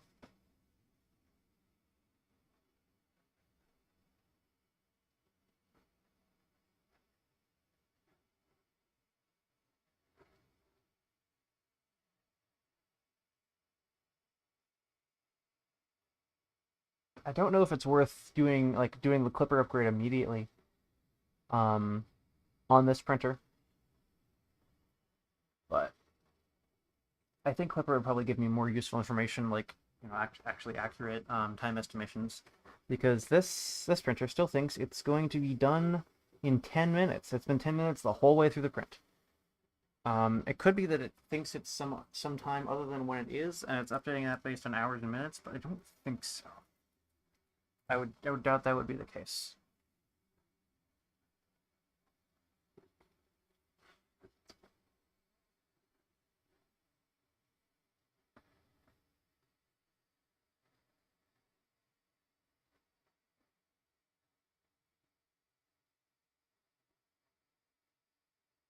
I don't know if this is the printer or the filament or what, but we are still getting some pretty chemically smells off here. It's not too bad. It's like pretty reasonable. But I think it's some sort of coating that goes in the nozzle that like sort of goes away after the first 3 prints. But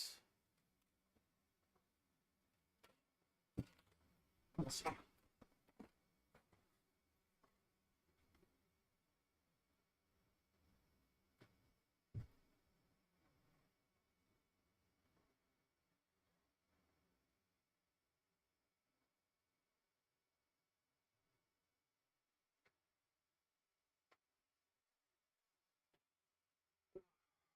That again, you can't hear it because I usually keep noise canceling on for this stream. But we've got a very sort of overworked laptop fan whine coming from this printer. I think for noise reasons, the fan is probably the first and easiest upgrade I'm going to make to this thing. One thing that I'm usually pretty wary of is like spending more on like fixing or upgrading something than the thing itself is worth. So, if I have a $200 laptop and it's $50 for a new battery, like why, right? I think I might not follow that rule for this printer, or at least we'll just pretend I actually bought it for it's a MSRP of like 200 or something. I don't know. I know it's very common in the Ender 3 community, to spend significantly more money upgrading the printer than the printer is actually worth. And then, of course, because those upgrades don't tend to have resale value, you just got, I mean, it's a nice printer. It does the job well, but it's a little bit you can't really sell it if you decide later you don't want it. Which, to be fair, it's not that common to sell 3D printers just because it's such a hassle to ship them. So you'd have to sell it in person, but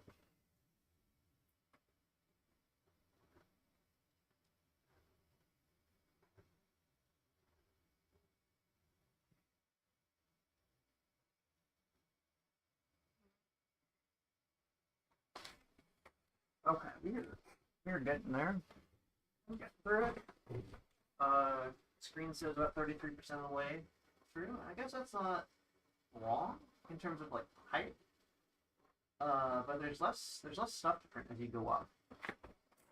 So you'd expect maybe that 33% is by layers, not by time.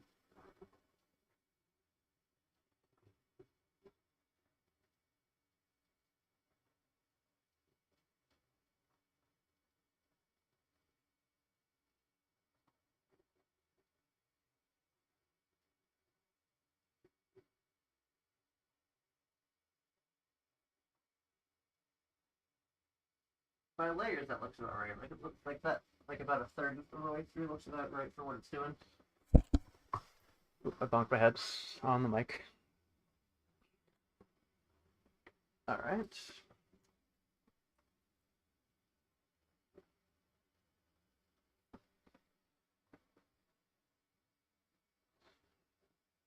And probably after this stream, I'm also going to move this off my floor. I've got a lot of stuff to clean up when I'm done here. Because I'm going to Paris for the weekend, and therefore it's just going to be my roommates, and I don't want to have to deal with all my crap while I'm gone. So I'm going to have to figure out how to clean this up. All right, we are starting to blaze through layers here. There's just like not as much material to put down as we go higher up the model. You can see here on the reference model. We got the base done. We got the little square thing behind the cabin basically done. Actually, this is better than the other one because on this one we've got tiny little gaps in these corners, and on this one it appears to be fully solid.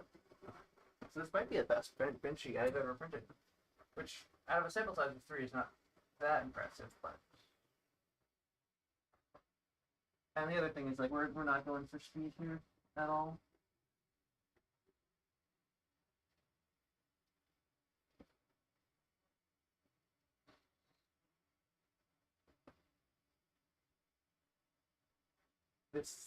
This model was placed for an Ender 3, that's like stock Ender 3. So the expectations of what it could handle are quite a bit lower than what our modern printers can handle. Even this something that's not this budget printer, but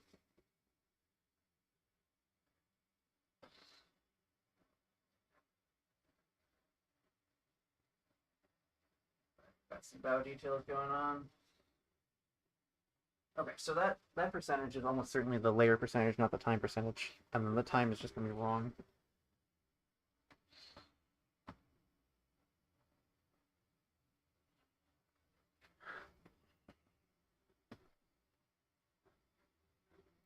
It's looking like we're probably going to be at or above 3 hours between cutting the box open and getting. I guess I didn't open the box at this very start of stream. I'm going by how long the stream started, but sort of 3-hour stream between starting the build and getting the first bench printed is that's what I mean. So it usually takes a solid 24-ish day to build 24-ish hours to build a Voron printer start to finish. So generally you can split that across 3 or 4 days. So if you think about this as a third of a Voron, or not a third, like an eighth of a Voron, that's kind of interesting. I think this my bamboo was like out of the box to finish printing a Benchy in under an hour. Probably could have gone faster if I known what I was doing at the time, but you know. All right. Well, we're just keeping going. It's doing a good job.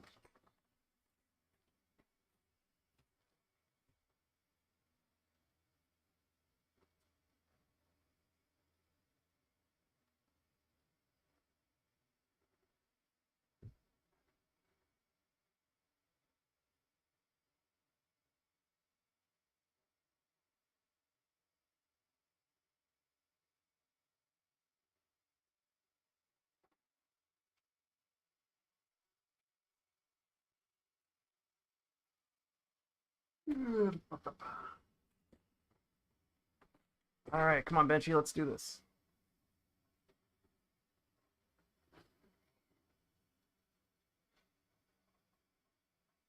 Yeah, I'm already starting to get some dust on this printer, so I'm probably going to have to figure that out. I don't know if I want to print an enclosure for it because, like, obviously I can print the sort of the side pieces, but then I have to figure out somewhere to source, the acrylic or whatever I'm using. I'm just realizing this printer is like the sort of this part, right? The actual print volume isn't that bad in terms of space considerations, but the screen on the side here and the spool holder up top are really sort of adding a lot of bulk. I don't know what I would like. I don't know if you could reasonably solve that issue because it's pretty common to need to touch work with the screen while print is going. And of course, if that was on the top rail here, if it was anywhere else like directly connected to the printer, then it might, mess with the print, especially if you're fat fingering it. And a lot of people use external spool holders, but that takes up even more space. This integrated one, obviously not the most elegant solution out there, but it works. All right. Well, let's see. How's it? It's really fun to see a Benchy like not as a benchmark of speed, but just as a little knickknack you can have. Um, because if we look at it that way, it's actually a pretty nice model. Like it's Benchy is the standard for several reasons. One is that it's what people have been using for years. But it's a pretty nice model. It's fun to look at. It doesn't float or anything. It's not actually buoyant. It's not a very good boat. Um, but they're kind of fun, and people have done a bunch of things to make them. The 3D printing community loves taking stuff and modding it. So there's a bunch of stuff you can look at your Benchy and see. Or you can there's like boulders. There's I think someone made a tank out of one. I think there's a whole subreddit in fact just for like cursed Benchies. So if you want to make your Benchy like the wrong shape or size, or if you just really goof the printing of it, those are all options. I'm looking at my B wheel here, the bottom one that I was adjusting earlier in the stream. Yep. You know the plan. Oh yeah, I'll check my Discord. Thank you. I'm just getting word in that I have some plans I need to be updated on.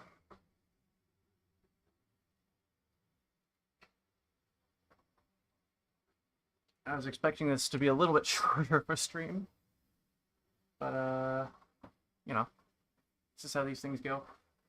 It's possible I might have to cruelly abandon you guys and go do the thing I was planning to do, but we shall see.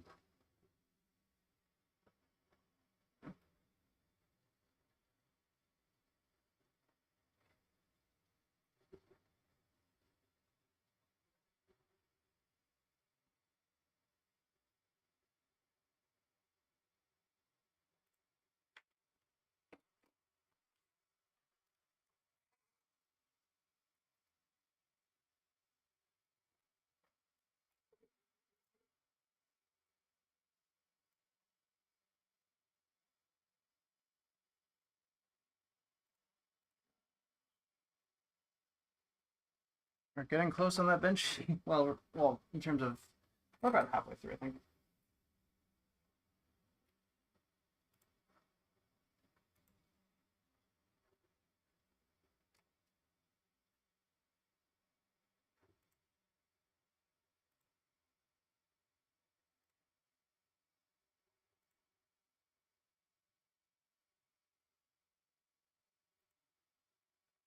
Okay, yeah. So basically, one second, I'll be right back.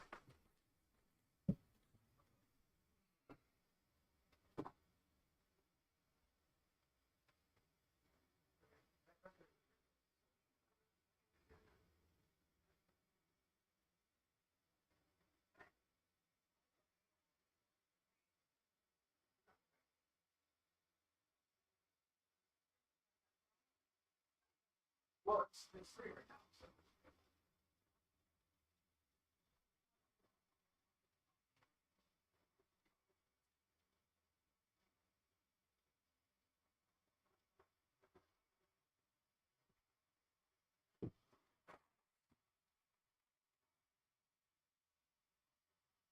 So.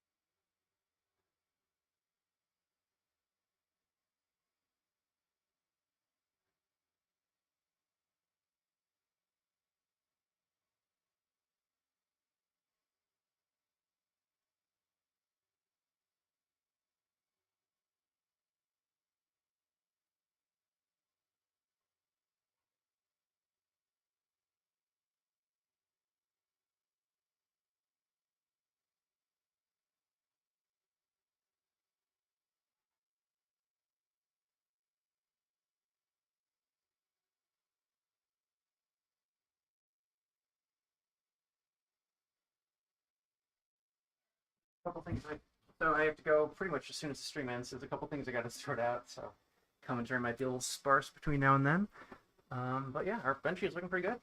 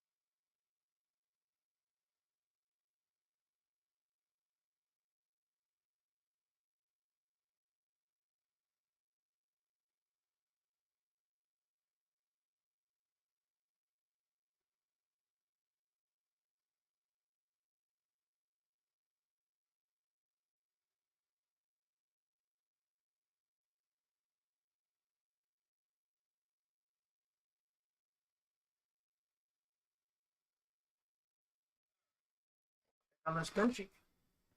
Oh, it's coming along nicely. Yeah. Okay, we got the bow almost done. Oh gosh. Okay.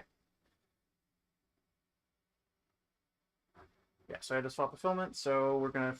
The other print is gonna resume right now. Then hopefully there's no issues.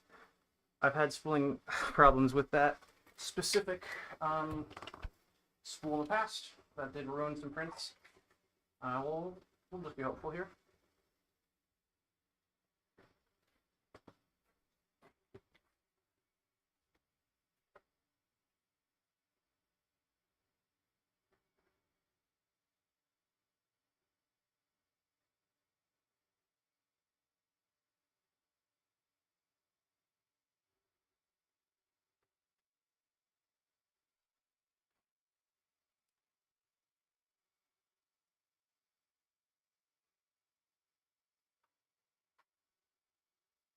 So the other print looks like it's going just as it was before. Oh, we got a little bit of a booger. That should clean up fine.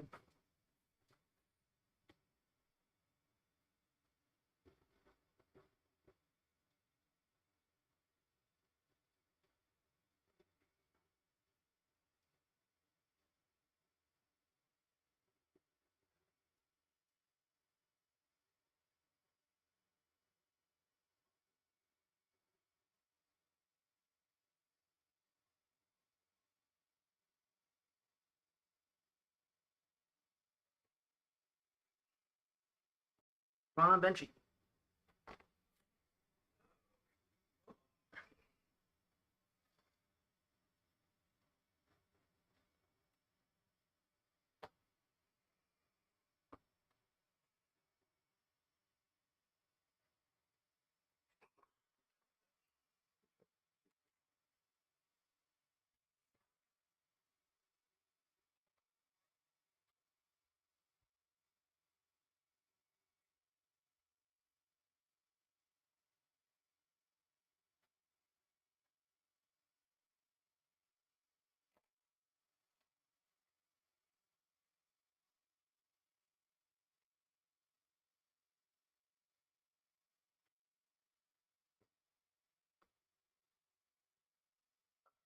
Oh, you can't even see anything because it's just going back and forth over its own work. Okay. Well, let's see if I can put the camera somewhere else. Oh gosh. You know what? I might actually have to just end the stream early. We've been going for coming up on 3 hours. You know the printer works, and apparently there's somewhere to be. So let's just get a quick shot in there of how our benchy is coming along. You can see that that is a very solid benchy. Again, better than this one, just by the fact that it's going much slower. Okay, so I can't get an accurate time estimate on this.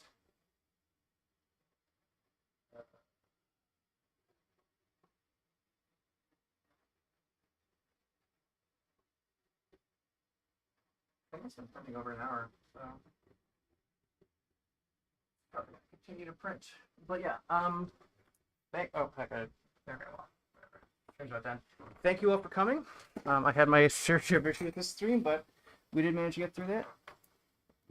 Appreciate you all being here, and I'll catch you next time in about a week after I get home from New London. All right. Thanks, everybody. See you later.